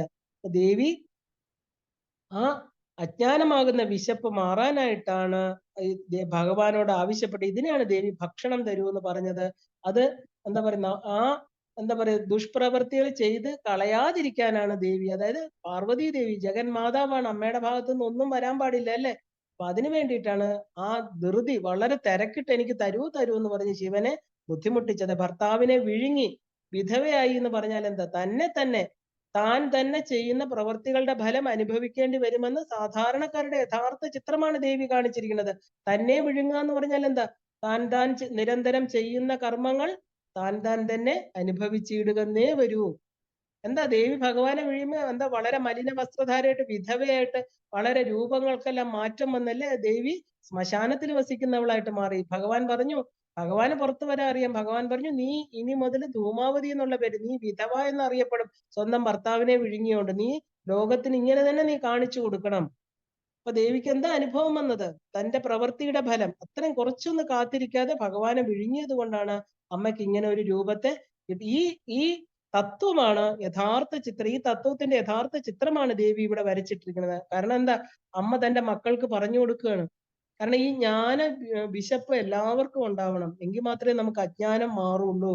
അതിന് നിങ്ങൾ ഒട്ടും താമസിക്കരുത്. എപ്പോഴാണോ അത് വേണ്ടത് അപ്പൊ നിങ്ങളത് എന്താ പറയാ തട്ടിപ്പറിച്ചെടുത്തോളണം. കാരണം ഇത് അറിവ് എപ്പോഴും കിട്ടുന്നതല്ല. കാരണം അത് നമുക്ക് എത്രയോ ജന്മങ്ങളുടെ അനുഗ്രഹം കൊണ്ടാണ് നമുക്ക് ഗുരുവിനെ കിട്ടുന്നതും ഗുരുവിൽ നിന്ന് ഈ ജ്ഞാനം കിട്ടുന്നതും. ജ്ഞാന വൈരാഗ്യങ്ങൾ ഉള്ളിലുണ്ടായി നമുക്ക് മോക്ഷപദത്തിലേക്ക് എത്തിച്ചേരണമെങ്കിൽ അത് ലോങ് പ്രോസസ്സാണ്. അപ്പൊ ഈ ജന്മത്തിൽ കിട്ടിയെങ്കിൽ നമ്മൾ എന്തിനാ അതിനെ ഇല്ലാതെ കളയാമോ? കളയാൻ പാടില്ല. അതിനെ നമ്മൾ ഉപയോഗിക്കണം. അപ്പൊ പ്രപഞ്ചത്തെ സംഹരിക്കുന്നവനായിരിക്കുന്ന ശിവനെ വിഴുങ്ങുക വഴി തന്റെ സംഹാരശക്തിയുടെ അഭൗമമായിരിക്കുന്ന പരിണാമത്തെ പ്രദർശിപ്പിക്കാണ് ദേവി. തനിക്ക് എല്ലാം കഴിവുണ്ട്. സൃഷ്ടി, സ്ഥിതി, സംഹാര, തിരോധാന, അനുഗ്രഹത്തിന് കഴിവുള്ള ആളാണ് ഞാന്, അല്ലെ? അപ്പൊ കഠിനമായിരിക്കുന്ന പരീക്ഷണങ്ങളിലൂടെ സാധനങ്ങളിലൂടെ ാവുന്ന സിദ്ധികൾക്ക് പരിശ്രമിക്കുമ്പോൾ നമ്മൾ സുഖതൃഷ്ണകളെ അവിടെ നമുക്ക് സുഖം എന്നൊരു കാര്യം വിചാരിക്കണ്ട. അതാ എത്ര പ്രിയപ്പെട്ടതാണെങ്കിലും ത്യജിക്കണം. അപ്പൊ സ്വയം വിധവയായ ദേവി നമ്മെ അത് ഓർമ്മപ്പെടുത്തുകയാണ് ചെയ്യുന്നത്. കാരണം ദേവി എന്തും ത്യജിക്കാൻ തയ്യാറാണ്, അല്ലെ? ആ ശിവനാകുന്ന ജ്ഞാനത്തെ കിട്ടുന്നതിന് വേണ്ടി. ദേവിയുടെ ഇനി എന്താണ്? ദേവിയുടെ രഥത്തിൽ എന്താണ് കൊടിയടയാളം? കാക്കയാണ്, അല്ലെ? നമ്മള് കാക്ക ബലിയിടുമ്പോ കാക്കയ്ക്കാ കൊടുക്കുന്നത്. കാക്ക പിതൃക്കളുടെ രൂപത്തിൽ വരുന്നു എന്നൊക്കെ പറയാറുണ്ട്. എന്താണ് ഈ കാക്കയുടെ ഒരു പ്രാധാന്യം? മാലിന്യങ്ങളെല്ലാം ഭക്ഷിക്കുകയും മരണത്തിന്റെ പ്രതീകവുമാണ് കാക്കകൾ. നമ്മൾ ബലിച്ചോറ് കഴിക്കാൻ വേറെ പക്ഷികൾ അധികം വരാറില്ല, അല്ലെ? സാധാരണഗതിയിൽ നമ്മൾ എവിടെ ചെന്ന് ബലിയിടുമ്പോഴും അവിടെ കാക്കകളാ കൂടുതൽ വരുന്നത്. മറ്റു പക്ഷികൾ നമ്മളിപ്പം മയിലോ തത്തയോ ഒക്കെ അവിടെ ഒന്നും ഇത് തിന്നുന്ന കണ്ടിട്ടുണ്ടോ ചോറ്? ഇല്ല. അപ്പൊ കാക്കകൾ എന്ന് പറഞ്ഞാല് മരണത്തിന്റെ പ്രതീകവും മാലിന്യങ്ങളെ ഇല്ലാതാക്കുന്നതുമാണ്. എന്നാൽ കാക്കയ്ക്ക് ഒരു വലിയ സവിശേഷതയുണ്ട്. എന്താണ്? കാകദൃഷ്ടി. കാക്കകളുടെ കണ്ണിന് വളരെ ഒരു പ്രത്യേകതയുണ്ട്, അല്ലെ? വിദ്യാർത്ഥികൾക്ക് വേണ്ടിയത് എന്താണ്? കാകദൃഷ്ടി, ഭഗധ്യാനം, ശ്വാനനിദ്ര, അല്പാഹാരം, ജീർണവസ്ത്രം എന്നിവയാണ് വിദ്യ അർത്ഥിക്കുന്നവര്. വിദ്യ എന്ന് പറഞ്ഞാല് ഭൗതികമായിരിക്കുന്ന വിദ്യ ആയിക്കോട്ടെ, ആധ്യാത്മിക ജ്ഞാനം ആയിക്കോട്ടെ, അവർക്ക് എന്താ വേണ്ടത്? കാകദൃഷ്ടി. കാകദൃഷ്ടി എന്ന് പറഞ്ഞാൽ വളരെ ശ്രദ്ധയോടുകൂടി നിത്യാനിത്യ വിവേകം എന്ന് പറയാം അതിന്. ഭഗധ്യാനം, ഒറ്റക്കാലി തപസ്യ കിട്ടുന്നിടം വരെ. ശ്വാനനിദ്ര, ഉറങ്ങുമ്പോഴും അലേർട്ടായിട്ടിരിക്കുക പട്ടിയെ പോലെ. അല്പാഹാരം, കുറച്ച് ഭക്ഷണം കഴിക്കുക. ജീർണവസ്ത്രം, ബാഹ്യമായിരിക്കുന്ന മൂടിയിലൊന്നും താല്പര്യമില്ലാതെ എന്തും ധരിക്കാൻ തയ്യാറായിക്കൊണ്ട് ശുദ്ധമായിരിക്കുക, അത്രയേ ഉള്ളൂ. അങ്ങനെ ഉള്ളവർക്ക് മാത്രം വിദ്യാർത്ഥി എന്ന് പറഞ്ഞാൽ വിദ്യ അർത്ഥിക്കുന്നവർ. അപ്പൊ ഭക്ഷണത്തിനായി സദാ പരതുന്ന കാക്കയെ പോലെ ആവണം ജ്ഞാനാർജനത്തിന് ക്ഷമിക്കുന്ന സാധകരെന്ന് അർത്ഥം. കാരണം കാക്കയെ കുറിച്ചുള്ള എന്താ പറയാ കുറെ കാക്കയെ കുറിച്ച് കവിതകളൊക്കെ ഉണ്ട്, അല്ലെ? എന്താണ് കാക്കയെ കുറിച്ചൊരു കവിത? കൂരിരുട്ടിന്റെ കിടാത്തി എന്നാൽ സൂര്യപ്രകാശത്തിന് ഉറ്റതോഴി, ചീത്തകൾ കൊത്തി വലിക്കുകിലും ഏറ്റവും വൃത്തി വെടുപ്പെഴുന്നു. അപ്പൊ മോശമായിട്ടുള്ള കാര്യങ്ങൾ പ്രപഞ്ചത്തിൽ നമ്മൾ അഴുക്കുകളൊക്കെ എന്താ വെളിയിലിടുന്ന, ഇപ്പൊ മത്സ്യമൊക്കെ വൃത്തിയാക്കി അതിന്റെ തൊലിയൊക്കെ പുറത്തിട്ട കാക്കകൾ വന്ന് കൊത്തിയെടുത്തോണ്ട് പോകും, ഇല്ല? അതിന്റെ ഭക്ഷണമാണത്. അപ്പൊ അതെന്താ? നമ്മുടെ പരിസരം ശുചിയാക്കുന്നു, നമുക്കൊരു അനുഗ്രഹമാണ് അവർ ചെയ്യുന്നത്. അപ്പൊ അവര് കൂരിരുട്ടിന്റെ കിടാത്തി, സൂര്യപ്രകാശത്തിലാണ് നമുക്കെല്ലാം കാണാൻ പറ്റുന്നത്. ഇരുട്ടില് തമസ് കൊണ്ട് നമുക്കൊന്നും കാണാൻ പറ്റുന്നില്ല. കാക്കകള് വന്ന് അതെല്ലാം വൃത്തിയാക്കുന്നു എന്ന് പറഞ്ഞാൽ എന്താ? കൂരിരുട്ടിൽ താമസിക്കുമ്പോൾ അജ്ഞാനത്തിലിരിക്കുന്ന ഒരു ജീവന് ഒരിക്കലും തന്റെ സ്വരൂപത്തെ അറിയാൻ പറ്റില്ല. പക്ഷെ സൂര്യപ്രകാശം വരുമ്പോഴും അവര് വരുന്നുണ്ട്, ഇല്ലേ? അപ്പൊ മോശമായിരിക്കുന്ന കാര്യങ്ങൾ പ്രപഞ്ചത്തിൽ രണ്ടും ഉണ്ടെന്ന് കരുതി ഇൻ ആൻഡ് യാങ്, അല്ലെ? നമ്മളൊരു കറുപ്പും വെളുപ്പും രണ്ട് എന്താ പറയാ ഡോൾഫിനുകളെ കാണാറുണ്ട്, അല്ലെ? നല്ലതും ചീത്തയും, പോസിറ്റീവ് ആൻഡ് നെഗറ്റീവ്. അതിനാണ് ജാപ്പനീസ് തത്വമായിട്ട് പറഞ്ഞ ഇൻ യാങ് തിയറി എന്ന് പറയും. അപ്പൊ അത് രണ്ടും നമ്മുടെ പ്രപഞ്ചത്തിലുണ്ട്, നമ്മളിലുണ്ട്, അല്ലെ? അപ്പൊ അതില് ആ മോശം കാര്യങ്ങളെയൊക്കെ കൊത്തി മാറ്റിക്കൊണ്ട് നമ്മള് നല്ല കാര്യങ്ങളെ പ്രോത്സാഹിപ്പിച്ചാല് ചീത്ത കാര്യങ്ങൾ ഇല്ലാതായിട്ട് നല്ലത് തഴച്ചു വളരും എന്നുള്ള ആ ഒരു ഇത് കാണിക്കുകയാണ്. അപ്പൊ ജ്ഞാനാർജനം അതിനു വേണ്ടിയിട്ട് ജ്ഞാനം കിട്ടണമെന്ന് ആഗ്രഹമുള്ളവര് ഈ പറയുന്ന പോലെയുള്ള കാകദൃഷ്ടി ഭഗധ്യാനം ഒക്കെ പരിശീലിക്കണം. അല്ലാതെ സുഖമായിട്ട് പട്ടുമത്തെ കിടന്നുറന്ന് ഉറങ്ങി നല്ല ഭക്ഷണമൊക്കെ കഴിച്ച് ജ്ഞാനം കിട്ടില്ല. അപ്പൊ കൂരിരുട്ടെന്ന് പറഞ്ഞാൽ അജ്ഞാനത്തെ കാണിക്കുന്നു, സൂര്യപ്രകാശം ജ്ഞാനത്തെ കാണിക്കുന്നു. അപ്പൊ കൂരിരുട്ടിന്റെ നിറമാണ് കാക്കകൾ അല്ലെ. അപ്പൊ കൂരിരുട്ടിന്റെ കാക്കകൾ ഇര തേടുന്നത് സൂര്യപ്രകാശത്തിലാണ്. അപ്പൊ സൂര്യനുള്ളപ്പോ അവ പലതും കൊത്തി വലിക്കും. അവയിൽ നല്ലതും ചീത്തയും ഉണ്ടാവും. നമ്മളും ഇതുപോലെ പലതും സ്വീകരിക്കും. എന്നാൽ എന്തെല്ലാം മാലിന്യങ്ങള് ആ ഉള്ളത്തിൽ എത്തിയാലും കാക്ക ആ ഒരു വൃത്തിയുള്ളതായിരിക്കാൻ ശ്രദ്ധാലുക്കളാണ്. അതിന്റെ കാക്ക കുളിക്കുക എന്ന് നമ്മൾ കണ്ടിട്ടില്ലേ? അഴുക്കൊക്കെ പെരണ്ടാൽ അത് ചെന്ന് വെള്ളത്തിൽ കുളിക്കും.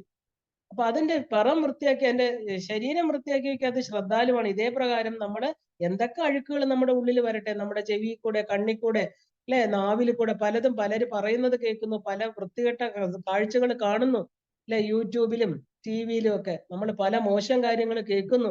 പക്ഷെ ഇതെല്ലാം തന്നെ ഉള്ളിലെത്തിയാൽ കാക്ക വൃത്തിയാക്കുന്ന പോലെ എന്ത് വേണം? ആ ജ്ഞാനത്തിന്റെ വെളിച്ചത്തിൽ നമ്മൾ മോശപ്പെട്ടതിനെല്ലാം എടുത്തു കളഞ്ഞിട്ട് തന്റെ മനസ്സാകുന്ന ഉൾശരീരത്തെ നമ്മൾ ശുദ്ധമാക്കി വെക്കണം.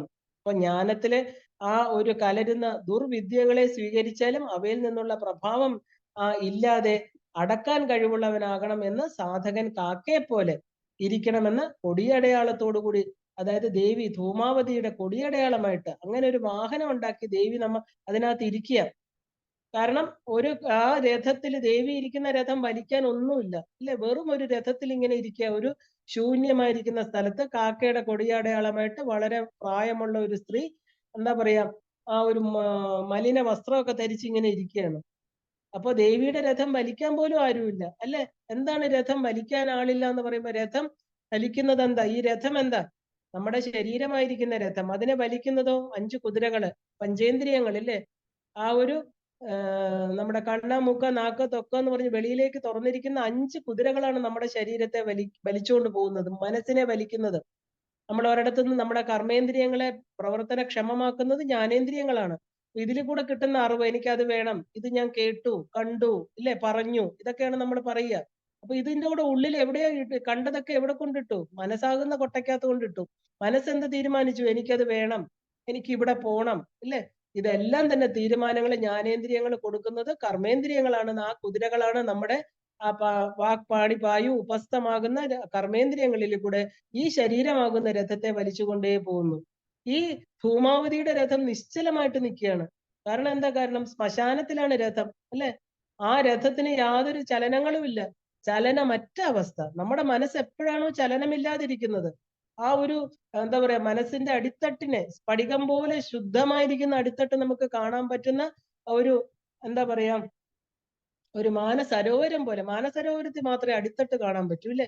നമ്മുടെ പൂർണ്ണമായിട്ട് ഓളങ്ങളില്ലാത്ത, ഓളങ്ങൾ ഒടുങ്ങിയ സമുദ്രം പോലെ ഇരിക്കുന്ന ആ ജലം, അവിടെയാണ് നമ്മൾ നിശ്ചലത്വം കാണുക. ശിവൻ എങ്ങനെയാ കിടക്കുന്ന? ആധാരശക്തിയായിരിക്കുന്ന ശിവൻ നിശ്ചലനായിട്ട് കിടക്കുകയാണ്. അതിന്റെ മേളില് ദേവി 5 കർമ്മങ്ങൾ ചെയ്തുകൊണ്ട്, അല്ലെ, ആ 5 പൂക്കളെ കയ്യിൽ വെച്ചുകൊണ്ട് മനസ്സാകുന്ന ഇക്ഷു കോദണ്ഡം വെച്ച് പ്രപഞ്ചത്തെ ഇങ്ങനെ ചലിപ്പിച്ചുകൊണ്ടേയിരിക്കുന്നു. ചലിക്കാത്ത ശിവൻ താഴെ കിടക്കുന്നു എന്ന് പറഞ്ഞാൽ എന്താ? എപ്പോഴാണോ മനസ്സ് നിശ്ചലമാകുന്നത്, കാമക്രോധാദികളിൽ നിന്ന് വിട്ട്, ഇല്ലേ, നമുക്ക് നെഗറ്റീവ് ആൻഡ് പോസിറ്റീവ് ഇല്ലാതെ നിശ്ചലമായിരിക്കുന്ന ആത്മതത്വത്തില് സ്വരൂപത്തിൽ ഇരിക്കുന്നു. ആ നിശ്ചലാവസ്ഥയെ പ്രതിനിധീകരിക്കുകയാണ് ഈ രഥത്തിലൂടെ. നിശ്ചലമായ രഥം. മറ്റതെല്ലാം കുതിരകൾ ഇങ്ങനെ മുമ്പോട്ട് പൊക്കോണ്ടിരിക്കുകയാണ്, ഇല്ലേ. 5 കുതിരകൾ എപ്പോഴും സഞ്ചരിച്ചുകൊണ്ടേയിരിക്കുന്നു. അതില് സാരഥിയായിട്ടിരിക്കുന്നു, അതില് രഥിയായിട്ട് ജീവൻ ഇരിക്കുന്നു. രഥയാത്ര നമ്മൾ കണ്ടു. അപ്പൊ ഇവിടെയോ അത് ഈ ദേവിയുടെ ഓരോന്നും പ്രതീകങ്ങളാണ്. ശ്മശാനം എല്ലാം ഇല്ലാതായിത്തീരുന്ന അവസ്ഥ.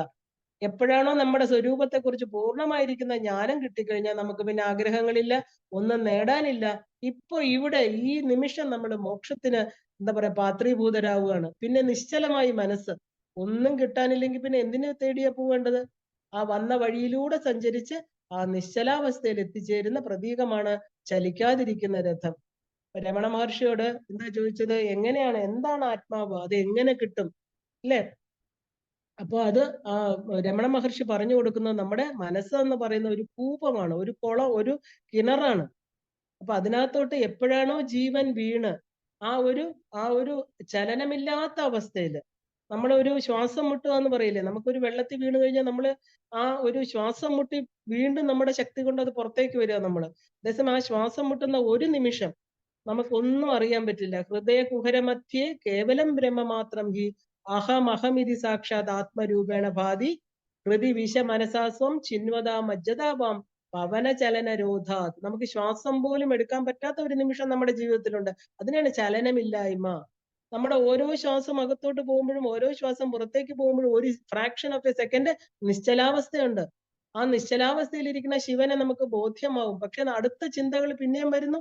ശ്വാസത്തിലൂടെയാണ് ചിന്തകൾ അകത്തുനിന്നും പുറത്തുനിന്നും പോകുന്നതെല്ലാം തന്നെ, അല്ലെ?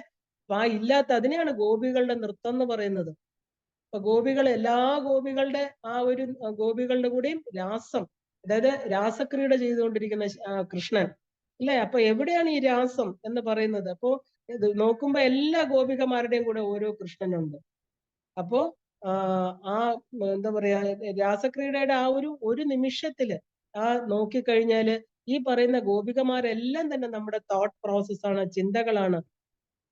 ന ഖലു ഗോപിക നന്ദനോ ഭവാൻ അഖില ദേഹിനാം ആത്മദൃക്. അപ്പൊ എല്ലാ ദേഹികളിലും ഇരിക്കുന്ന ആത്മദൃക്കാണ് ഭഗവാൻ എന്ന് കണ്ടു കഴിഞ്ഞാല് എല്ലാവരുടെ ഉള്ളിലും ഈ രാസപ്രക്രിയ നടക്കുകയാണ്, രാസക്രീഡ, ശിവശക്തി സംയോഗം. അവിടെയാണ് രാധയും കൃഷ്ണൻ എന്ന് പറഞ്ഞാലും ശിവനും ശക്തി എന്ന് പറഞ്ഞാലും എന്താ, ആ എല്ലാവരുടെ ഉള്ളിൽ ഇരിക്കുന്ന ഈശ്വരൻ ഒന്നാണെന്ന് എപ്പോ തിരിച്ചറിയുന്നു, അപ്പൊ അവർക്ക് ദുഃഖമില്ല. ന ഖലു ഗോപിക, അവർക്ക് ഒരിക്കലും ദുഃഖമില്ല. കാരണം എന്താ, അവരുടെ ആത്മാവായിരിക്കുന്ന കൃഷ്ണൻ അവരുടെ കൂടെ ഉണ്ടോന്ന് അറിയാം, അല്ലെ? അപ്പൊ നമ്മുടെ അന്തരാത്മാവായിരിക്കുന്ന ദൃക്ക് നമ്മുടെ ഉള്ളിൽ തന്നെയാണ്, അല്ലെ? നമ്മുടെ കൃഷ്ണനാണ് നമ്മുടെ ആ ദൃക്കായിട്ടിരിക്കണമെന്ന് എപ്പോ തിരിച്ചറിഞ്ഞോ അവരെല്ലാം തന്നെ ദിവസവും ഈ രാസലീല ആടിക്കൊണ്ടിരിക്കുകയാണ്. അല്ലാതെ വേറെ അർത്ഥങ്ങളൊന്നും ഇതിനില്ല.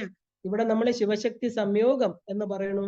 ആ മൂലാധാരത്തിലിരിക്കുന്ന ശക്തി ശിവനുമായിട്ട് സംയോഗം ചെയ്യണു എന്ന് പറയണു.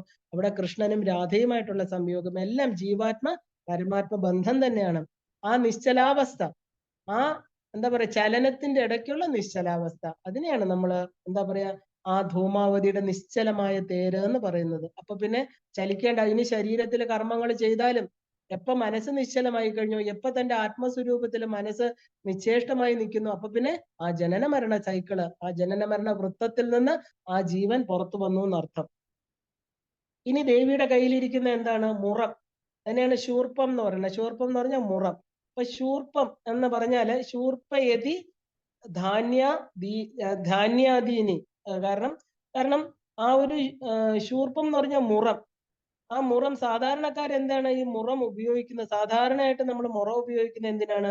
ഉപയോഗശൂന്യമല്ലാത്തവയും ഉപയോഗമുള്ളതും കൂടി കലർന്ന് കിടക്കുമ്പോൾ ഉപയോഗമില്ലാത്തവയെ നമ്മൾ ഇത് കളയാനും ഉപയോഗമുള്ളതിനെ തിരിച്ചെടുക്കാനും, ഇല്ലേ? ഉപയോഗമില്ലാത്ത നമ്മളെ സാധാരണ അടുക്കളയിൽ എല്ലാ അമ്മമാരും ഉപയോഗിക്കുന്നതാണ് മുറം. അതിനെ നമ്മൾ വേണ്ടാത്തത് ഇങ്ങനെ എന്താ പറയാ വീശി കളയുമ്പോൾ വേണ്ടാത്തതൊക്കെ പുറത്തു പോകും, വേണ്ടത് മുറത്തിനകത്തിരിക്കുകയും ചെയ്യും. ഉപയോഗശൂന്യമായതിനെ കളയണം, ഉപയോഗമുള്ളതിനെ നമുക്ക് എടുക്കുകയും വേണം. അപ്പൊ നെല്ലിൽ നിന്ന് പതിര് വേർപെടുത്തുന്ന പോലെ, പണ്ട് നെല്ലൊക്കെ പാറ്റുക എന്ന് എല്ലാവരുടെയും എന്താ കൃഷിയൊക്കെ ഉണ്ടായിരുന്നവർക്കറിയാം. പാറ്റുക, മുറം വെച്ചിട്ടാ പാറ്റുക. അപ്പൊ അതില് അകത്തൊന്നും ഇല്ലാത്ത പൊള്ളയായിരിക്കുന്ന പതിരുകളെയൊക്കെ പാറ്റി കളഞ്ഞിട്ട് ആ ധാന്യമണികൾ, ബീജമുള്ളതിനെ മാത്രം നമ്മൾ സൂക്ഷിച്ചു വെച്ച് അതിനെ പുഴുങ്ങി അരിയാക്കി അതിന് പല പല കാര്യങ്ങളായിട്ട് എടുക്കുന്നു. അപ്പൊ മുറം എന്ന് പറയുന്നത് വേർതിരിക്കൽ പ്രക്രിയയാണ്, അല്ലെ? അപ്പൊ നെല്ലിൽ നിന്ന് പതിര് വേർപെടുത്തുന്ന പോലെ യഥാർത്ഥ ജ്ഞാനത്തെ ഇതുപോലെ വേർതിരിച്ചെടുക്കണമെന്നാണ് സൂചിപ്പിക്കാനാണ് ദേവി മുറം കയ്യിൽ വെച്ചിരിക്കുന്നത്. പുറമെ കാണാൻ നന്നെങ്കിലും ഉള്ളിൽ ഒന്നും ഇല്ലാത്തതാണ് പതിരുകള്. പുറമെ കാണാൻ മറ്റതുപോലെ തന്നെ ഇരിക്കും, അല്ലെ? പക്ഷെ എടുക്കുമ്പോൾ ഒരു ഘനം കാണില്ല. നമ്മൾ ചില വ്യക്തികളെ കാണില്ലേ, ഒത്തിരി കാര്യങ്ങൾ പറയും, അല്ലെ? അതാണ് ഇതാണ് കുറെ എന്താ പറയുക, എനിക്ക് ഇതെല്ലാം അറിയാം. പക്ഷെ നമ്മള് കുറച്ചു കാലം ഇടപെടുമ്പോൾ വെറും പതിരാണ്. എന്താ ഉള്ളിലൊന്നുമില്ല. എന്താ ഉള്ളിലൊന്നുമില്ല? ഉള്ളത് ജീവിതത്തിൽ ഒന്നും പ്രാവർത്തികമാക്കി ചെയ്യുന്നില്ല. നിത്യമായിരിക്കുന്ന ആ ഒരു എന്താ പറയാ സാധന ചതുഷ്ടയ സമ്പത്തി, ഇല്ലേ? നമ്മളൊരു നിത്യ നൈമിത്തിക കാര്യങ്ങളെല്ലാം തന്നെ നിഷ്ഠയോടുകൂടി, ഒരു ഉപാസന എന്ന് പറയുന്നത് എന്താ? നിഷ്ഠയോട് ചെയ്യുന്ന ക്രിയകളാണ്. അതിലൊന്നും താല്പര്യമില്ലാതെ നമ്മൾ അതൊന്നും ചെയ്യാതെ ആ പരമ്പര തന്നിരിക്കുന്നത് ഒന്നും നമ്മൾ അതിൽ ശ്രദ്ധയില്ലാതെ കണ്ടാൽ ശ്രീവിദ്യ ഉപാസകയാണ്, അല്ലെ? വലിയ ചുമന്ന പൊട്ടൊക്കെ ഇട്ടിട്ടുണ്ട്, ദേവി ഉപാസകയാണെന്ന് 10 പ്രാവശ്യം പറയുന്നുണ്ട്, ഇല്ല? കഴുത്തിൽ മാലയുണ്ട്. പക്ഷെ ഉപാസനയെ സംബന്ധിച്ച് നമ്മൾ എന്തെങ്കിലും ചോദിച്ചാൽ അവിടെ അജ്ഞരാണ്. കാരണം എന്താ? ഉപാസന ബലം കിട്ടണമെങ്കിൽ എന്ത് വേണം? നിത്യ നൈമിത്തിക കർമ്മങ്ങളെ ഉപാസനയിൽ പറഞ്ഞിരിക്കുന്ന പോലെ ചെയ്യണം. കാരണം അത് നമ്മുടെ ഗുരുക്കന്മാര് നടന്നുപോയ വഴിയാണ്. ആ വഴിയെ പോയെങ്കിൽ മാത്രമേ നമുക്ക് അവിടെ എത്തിച്ചേരാൻ പറ്റുള്ളൂ. കാരണം ഗുരുക്കന്മാർ ആ ഗുരുപാദുകം ജപിക്കുന്ന ഓരോ വ്യക്തിയും അത് ചെയ്യാൻ ബാധ്യസ്ഥരാണ്. അതിൽ നിന്ന് വ്യതിചലിക്കുന്ന ഒരു വ്യക്തിക്കും അവിടെ എത്തിച്ചേരാൻ സാധ്യമല്ല. കാരണം ഹംസ ശിവ സോഹം എന്നാ പറയണത്. ആ ഹംസ മന്ത്രത്തിലൂടെ അല്ലെ, ശിവൻ ശക്തിയായിട്ടിരിക്കുന്ന ഹംസ മന്ത്രമാണ്. ഗുരുപാദുകമാണ് ഏറ്റവും ഈ പ്രപഞ്ചത്തിലെ ഏറ്റവും ഉയർന്ന മന്ത്രം. ശിരസില് സഹസ്രാര പത്മത്തില് ഗുരുവായിട്ടിരിക്കുന്ന സാക്ഷാൽ ഭഗവാന്റെയും ദേവിയുടെയും രണ്ട് പാദങ്ങളെ സ്മരിച്ചുകൊണ്ട് ഈ പരമ്പരയെ പിന്തുടർന്നു വരുന്ന നമ്മുടെ ഗുരുക്കന്മാരെയാണ് അവിടെ സ്മരിക്കുന്നത്. അവിടെ നമുക്ക് കള്ളം കാണിക്കാൻ പറ്റില്ല, അല്ലെ? ആ മൃഗി മുദ്ര വെച്ച് ശിരസില് സഹസ്രാരത്തില് ആ ഒരു ബ്രഹ്മരന്ധ്രത്തിൽ പിടിച്ച് നമ്മൾ പറയണ ഹംസ ശിവ സോഹം, ഞാൻ അതാണ്. എന്റെ ഹംസ മന്ത്രത്തിലൂടെ, എന്റെ അജപാ ഗായത്രിയിലൂടെ എനിക്ക് അത് കാണിച്ചു തരൂ, എന്നെ തത്വമസി മഹാവാക്യം ബോധിപ്പിക്കൂ. ഇല്ല, എന്താ ഗൗരമന്ത്രം നമ്മൾ പറയുന്നത്? ആ ഒരു ഹസക്ഷമല നമ്മുടെ ഈ പറയുന്ന ആധാര ചക്രങ്ങളിൽ ഇരിക്കുന്ന മന്ത്രങ്ങളിലൂടെ, അകാരവും ക്ഷകാരവുമായിരിക്കുന്ന ദേവി ശിവനിലൂടെ, മൂലാധാരത്തിലിരിക്കുന്ന ദേവിയിൽ നിന്ന് ഈ പറയുന്ന 51 അക്ഷരങ്ങൾ കടന്ന് ആ മന്ത്രസ്വരൂപമായിരിക്കുന്ന അതിലൂടെ സഞ്ചരിച്ച് നമ്മുടെ എല്ലാ ക്രോധാദികളായിരിക്കുന്ന ഷഡ് വൈരികളെ കടന്നുകൊണ്ട് എന്റെ മൂലാധാരത്തിലിരിക്കുന്ന കുണ്ടലിനി ശക്തി ആ ഒരു സുഷുമ്ന നാഡി വഴി സഹസ്രാരത്തിലെത്തി എനിക്ക് പൂർണ്ണമായിരിക്കുന്ന മോക്ഷത്തെ തരട്ടെ എന്ന് ഗുരുപരമ്പര എവിടെയാ? ശിവാദിപര്യന്തം, ഇല്ല, ശിവനാണ് നമ്മുടെ ഗുരു, ശക്തിയാണ് നമ്മുടെ മഹാഗുരു. ഇവര് രണ്ടുപേരുടെയും കാലി പിടിച്ചിട്ടാ നമ്മൾ ഈ പറഞ്ഞ ഗുരുമന്ത്രം എടുത്തിട്ടാ ഈ മന്ത്രത്തിൽ ഒരു പരമ്പരയിലോട്ട് പ്രവേശിക്കുക. അവര് പറയുന്ന ചെയ്യാതിരുന്നാലുള്ള ശാപം എത്രയാണെന്ന് ചിന്തിച്ചു നോക്കണം. അവര് പറയുന്നത് ചെയ്യാന്ന് പറഞ്ഞിട്ടാണ് നമ്മൾ എന്താ വേണ്ടത്? എനിക്ക് ഹംസ ശിവസോഹ ആണെന്ന് അറിയണം, അല്ലെ? പൂർണ്ണദീക്ഷാ മന്ത്രം കൊടുക്കുമ്പോ തത്വമസി മഹാവാക്യാണ് കൊടുക്കുന്നത്. ആ 4 വാക്യങ്ങൾ, അയമാത്മാ ബ്രഹ്മ, തത്വമസി, അഹം ബ്രഹ്മാസ്മി, ഈ വാക്കുകൾ, ഈ 4 മഹാവാക്യങ്ങൾ ചേർത്താണ് ബാക്കി മഹാഷോഡശി വരെയുള്ള എല്ലാ മന്ത്രങ്ങളും ചേർത്ത് വലിയ ഒരു മന്ത്രമാണ് പൂർണ്ണദീക്ഷാ മന്ത്രം എന്ന് പറയുന്നത്. പൂർണ്ണദീക്ഷ എന്താ? പൂർണ്ണമാണ്. നിനക്ക് ഇതിലൂടെ സഞ്ചരിച്ചാൽ നിനക്ക് പൂർണ്ണതയെ അറിയാൻ പറ്റും. അപ്പൊ ആ പൂർണ്ണതയെ അറിയണമെങ്കിൽ എന്ത് വേണം? ഗുരുപരമ്പര നിർദ്ദേശിച്ച കാര്യങ്ങൾ അതുപോലെ ചെയ്യണം. അല്ലാതെ അവിടെ വേറെ ഒന്നും പഠിക്കാൻ പറഞ്ഞിട്ടില്ല, വേറൊന്നും ചെയ്യാൻ പറഞ്ഞിട്ടില്ല. നിത്യ നൈമിത്തിക കർമ്മങ്ങൾ ഇഷ്ടം പോലെയുണ്ട്, ഇല്ലേ? ഓരോന്നും ഗണപതി, ആ ഒരു ഗണപതി, സുബ്രഹ്മണ്യൻ തുടങ്ങിയ എല്ലാ ദേവതമാരെയും പൂജിച്ച് നവാവരണ തത്വം മനസ്സിലാക്കി ഈ ശ്രീചക്രത്തിലെ നവാവരണ പൂജ ചെയ്ത് 9 ആവരണങ്ങളെ നമ്മൾ കടന്നു പോണം.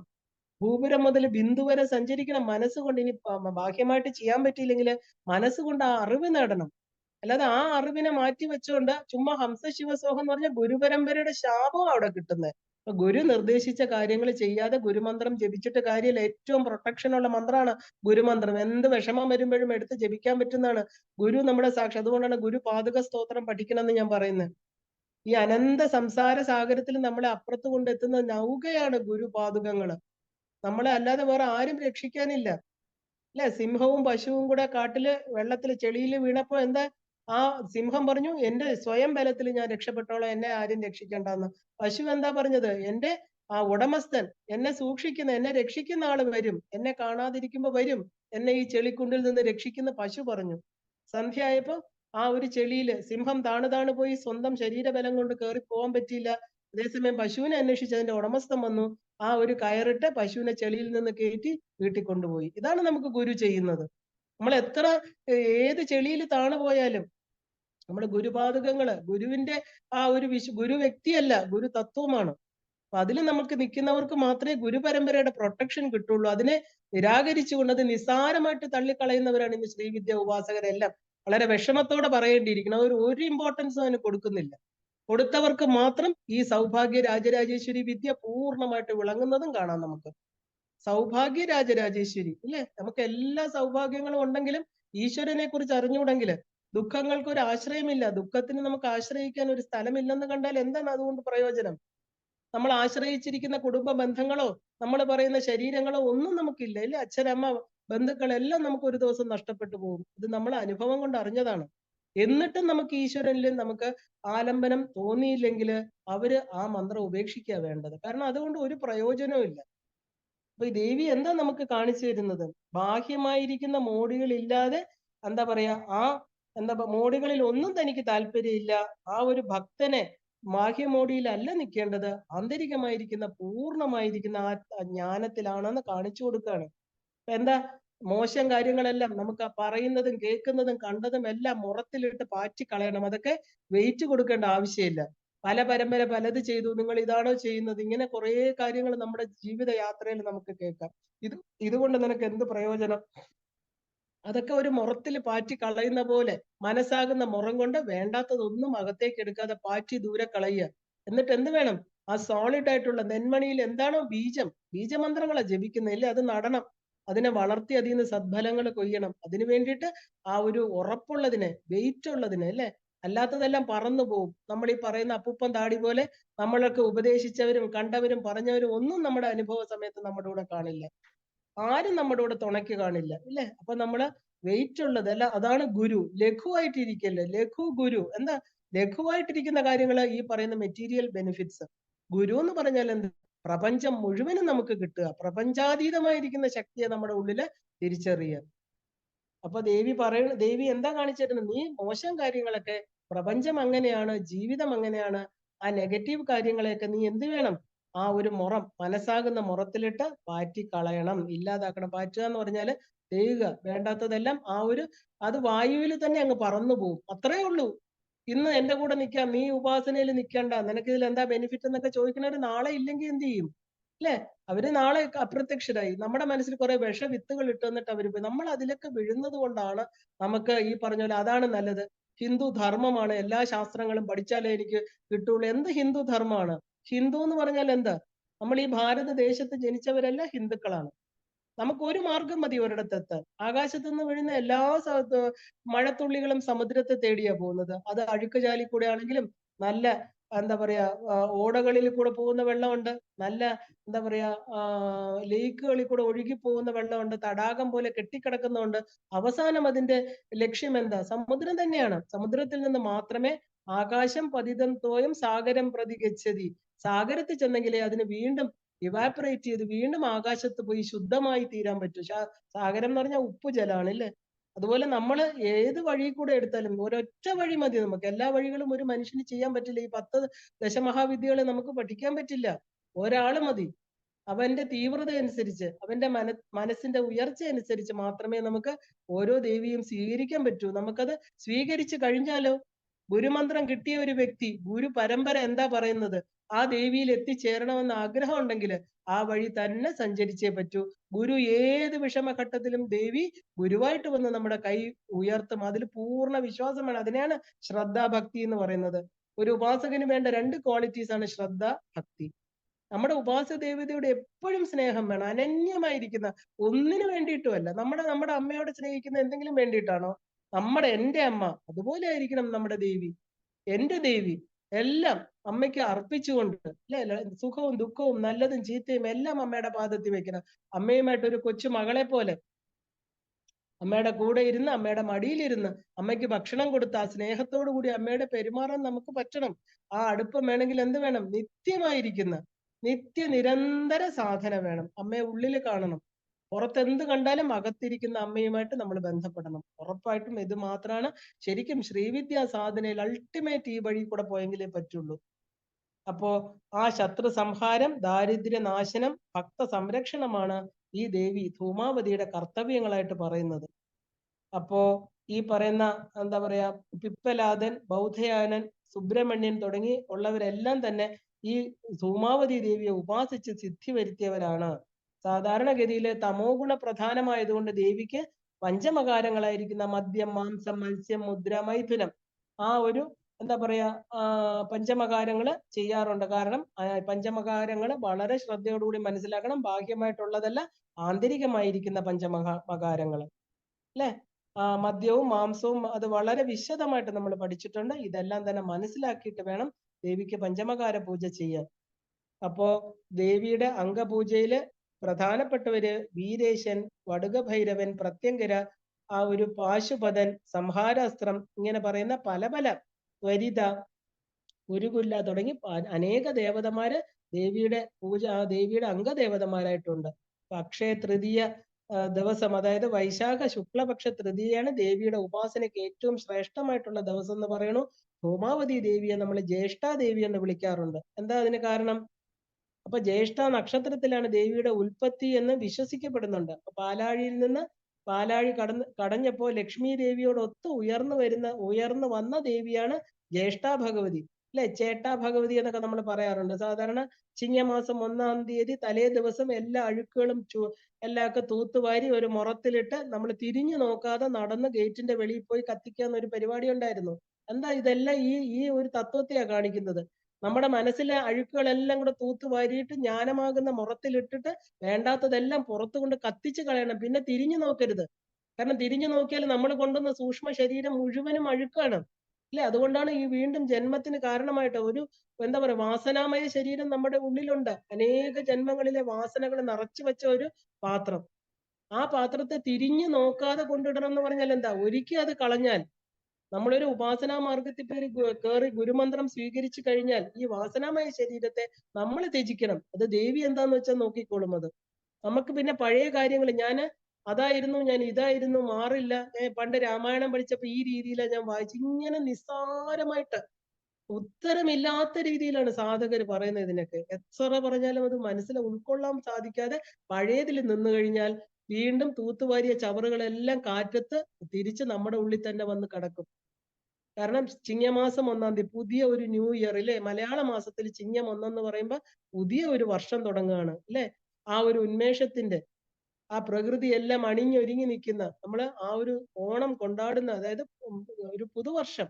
അതുപോലെ നമ്മുടെ മനസ്സിൽ എപ്പോഴാണ് ഉപാസനാ മാർഗം സ്വീകരിച്ച് ഇരുളടഞ്ഞ നിലവറകളിൽ കിടന്നിരിക്കുന്ന നമ്മളെ എന്താ പറയാ ചീഞ്ഞ് നാറുന്ന ദുർഗന്ധം അമിപ്പിക്കുന്ന അനേകം ആ ഒരു ഇംപ്രിൻസ് നമ്മുടെ വാസനാമയ ശരീരത്തിലുണ്ട്. എന്തൊക്കെ ചെയ്തു നമുക്കറിയില്ല.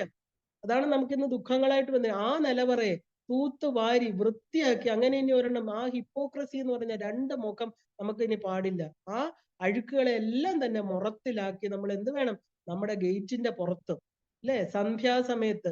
അപ്പോൾ എന്താ സന്ധ്യാസമയത്ത് നമ്മളെ ലക്ഷ്മി ദേവി വീട്ടിൽ വരണു. അമ്മ വിളക്ക് എത്തിച്ച് ചിങ്ങമാസം 1-ാം തീയതി സന്ധ്യ സമയത്ത് അമ്മ പ്രവേശിക്കണു. അപ്പൊ നമ്മള് വീടൊക്കെ തൂത്ത് വൃത്തിയാക്കി വിളക്കൊക്കെ തേച്ച് അല്ലെ? പൂജാമുറിയൊക്കെ വൃത്തിയാക്കി അഷ്ട ഐശ്വര്യങ്ങൾ വരട്ടെ എന്ന് പ്രാർത്ഥിച്ചുകൊണ്ട് ദേവിക്ക് സുഗന്ധദ്രവ്യങ്ങളൊക്കെ വെച്ച് വിളക്ക് കത്തിച്ച് പൂജ ചെയ്യുന്ന സമയമാണ് സന്ധി.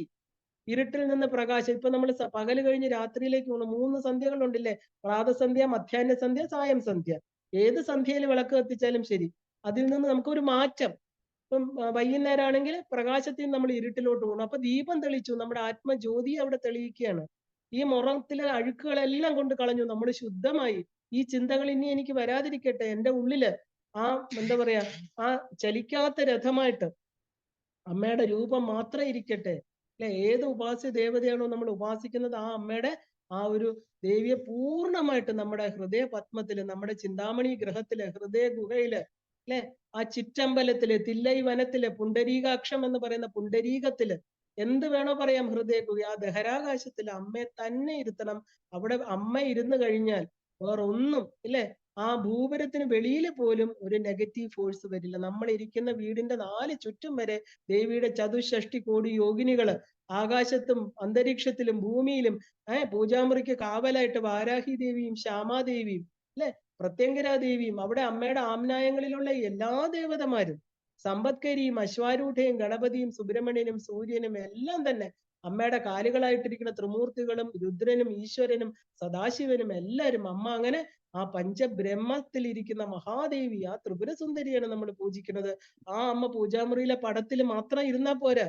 ആ പഞ്ചഭൂത നിർമ്മിതമായിരിക്കുന്ന നമ്മുടെ ശരീരത്തില് ആ ഭൂമി ജലം അഗ്നി എന്ന് പറയുന്ന പഞ്ചഭൂതങ്ങൾ ശരീരത്തിലിരിക്കുന്ന ആ ശരീരത്തിൽ നമ്മുടെ ആ ഒരു മൂലാധാരത്തില് ബ്രഹ്മാവായിട്ടും സ്വാധിഷ്ഠാനത്തില് വിഷ്ണുവായിട്ടും മണിപൂരക ചക്രത്തിലെ രുദ്രനായിട്ടും അനാഹതത്തില് ഈശ്വരനായിട്ടും ആ വിശുദ്ധി ചക്രത്തില് ആ ഒരു പലകയായിട്ടിരിക്കുന്ന സദാശിവനായിട്ടും അതിന്റെ മേളില് ശിവകാമേശ്വര അംഗസ്ഥയായിട്ട് സാക്ഷാൽ മഹാദേവിയും ഇരിക്കുന്നതായിട്ട് ഓരോ ദിവസവും ശ്രീവിദ്യ ഉപാസകൻ സങ്കല്പിക്കണം. സങ്കല്പമാണ് യാഥാർത്ഥ്യം അല്ലെ? സങ്കല്പത്തിലൂടെ മാത്രമേ അല്ലെ ആ ഒരു ഭാവന ഉപനിഷത്ത് ഭാവനയിലൂടെ അമ്മയെ കാണണം. അപ്പൊ അവിടെ എന്താ വരിക?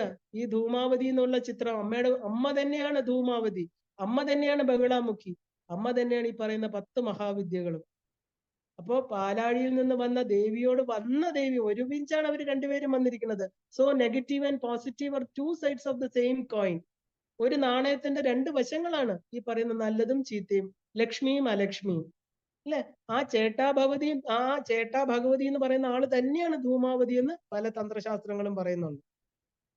അപ്പൊ എന്ത് വേണം? ആ ദേവിയെ ധൂമാവതി നമുക്ക് ഈ തത്വത്തെ കാണിച്ചു തന്നിട്ട് നമുക്ക് ലക്ഷ്മിയെ കാണിച്ചു തരികയാണ്. അല്ലാതെ ദേവിയുടെ വേറെ ഒന്നുമല്ല അവിടെ. ഇരു ദേവിമാരുടെയും ആരാധന കേരളത്തിലെ സാധാരണഗതിയിൽ ആഭിചാരക്രിയകളുമായിട്ട് ബന്ധപ്പെട്ട് നടന്നു വരുന്നുണ്ട്. കാരണം അത്ര ശക്തരാണ് ഈ ആഭിചാര ദോഷങ്ങള്, ആ ദൃഷ്ടി ദോഷങ്ങളൊക്കെ മാറ്റാൻ ഇവര് വളരെ പ്രധാനമാണ് ഈ പറയുന്ന ധൂമാവതി ദേവി. കാരണം ഇരു ദേവിമാർക്കും ക്ഷേത്രങ്ങളൊന്നും കേരളത്തിലില്ല. കാരണം ചോറ്റാനിക്കര ക്ഷേത്രത്തിൽ തെക്ക് പടിഞ്ഞാറേ മൂലയിൽ ജ്യേഷ്ഠ ഭഗവതിയെ പ്രതിഷ്ഠിച്ചിട്ടുണ്ട്. അല്ലാതെ നമുക്ക് അവരുടെ ക്ഷേത്രങ്ങളൊന്നും ഇവിടെ കാണാൻ പറ്റില്ല. അപ്പൊ ദശമഹാവിദ്യകളുടെ ആ ഒരു ശ്രേഷ്ഠയാവുകയാണ് ജ്യേഷ്ഠ എന്ന് പറയുന്ന ധൂമാവതി, അല്ലെ? ആദ്യം പൊങ്ങി വരുന്നത് ജ്യേഷ്ഠയാണ്. എന്താ കാര്യം? നമ്മുടെ ജീവിതത്തിൽ എല്ലാം നെഗറ്റീവ്സ് ആണ് നമുക്ക് ആദ്യം വരുന്നത്. നമ്മൾ അതിനെ മനസ്സിലാക്കി അതിനെ ഓരോന്നായിട്ട് നമ്മുടെ മനസ്സാകുന്ന മുറത്തിലിട്ട് ആ മോശമായിട്ടുള്ളതിനെ എല്ലാം, അല്ലെ, വീശി കളഞ്ഞതിന് ശേഷം നല്ലതിനെ മാത്രം അവശേഷിക്കുമ്പോൾ നമ്മുടെ മനസ്സാകുന്ന രഥം, അല്ലെ, നമ്മുടെ ശരീരമാകുന്ന രഥം, 5 കുതിരകളാകുന്ന ഇന്ദ്രിയങ്ങൾ വലിക്കുന്ന രഥം നിശ്ചലമായിക്കൊണ്ട് ആ നിശ്ചലമായ മനസ്സിൽ നമ്മുടെ ആത്മതത്വമാകുന്ന ശിവബോധം നമുക്ക് ഓരോരുത്തർക്കും തെളിഞ്ഞു വരും. കാരണം ഇതാണ് ശരിക്കും പറഞ്ഞാല് ധൂമാവതിയുടെ തത്വം എന്ന് പറയുന്നത്. ഈ ധൂമാവതി ഉപാസന സാധാരണ ഉപാസനയല്ല, വളരെ ഉയർന്ന ഉപാസനയാണ്. അത്രയും ജ്ഞാനത്തിന് ഈ ജന്മം തന്നെ എനിക്ക് എന്താ പറയാ ആ ഒരു ആ തലം എത്തണമെന്ന് ആഗ്രഹമുള്ളവർക്ക് മാത്രമേ ഗുരുപരമ്പര ധൂമാവതി മന്ത്രം കൊടുക്കാറുള്ളൂ. വളരെ എന്താ പറയാ വളരെ ശക്തിമത്തായിരിക്കുന്ന മന്ത്രമാണ് അത്. 108 തവണയാണ് അവർ 1 ലക്ഷം പോലും പുരസ്ചരണം പോലും 1 ലക്ഷമേ പറയുന്നുള്ളൂ. പക്ഷെ അത്രയ്ക്ക് നമുക്ക് അജ്ഞാനത്തെ മാറ്റുന്ന ദേവി ധൂമാവതിയെ നമസ്കരിച്ചുകൊണ്ട് ആ ദേവി നമ്മുടെ ഓരോരുത്തരുടെയും ജീവിതത്തിൽ നമ്മുടെ ധൂമമാകുന്ന അജ്ഞാനത്തെ മാറ്റി യഥാർത്ഥമായിരിക്കുന്ന മഹാലക്ഷ്മിയെ കാണിച്ചു തരട്ടെ എന്ന് പറഞ്ഞുകൊണ്ട് ഇന്ന് ബഗളാമുഖിക്ക് സമയമില്ലാത്തത് കൊണ്ട് ഇന്നിവിടെ നിർത്തുകയാണ്. എല്ലാവർക്കും ശ്രീമാത്രേ നമഃ.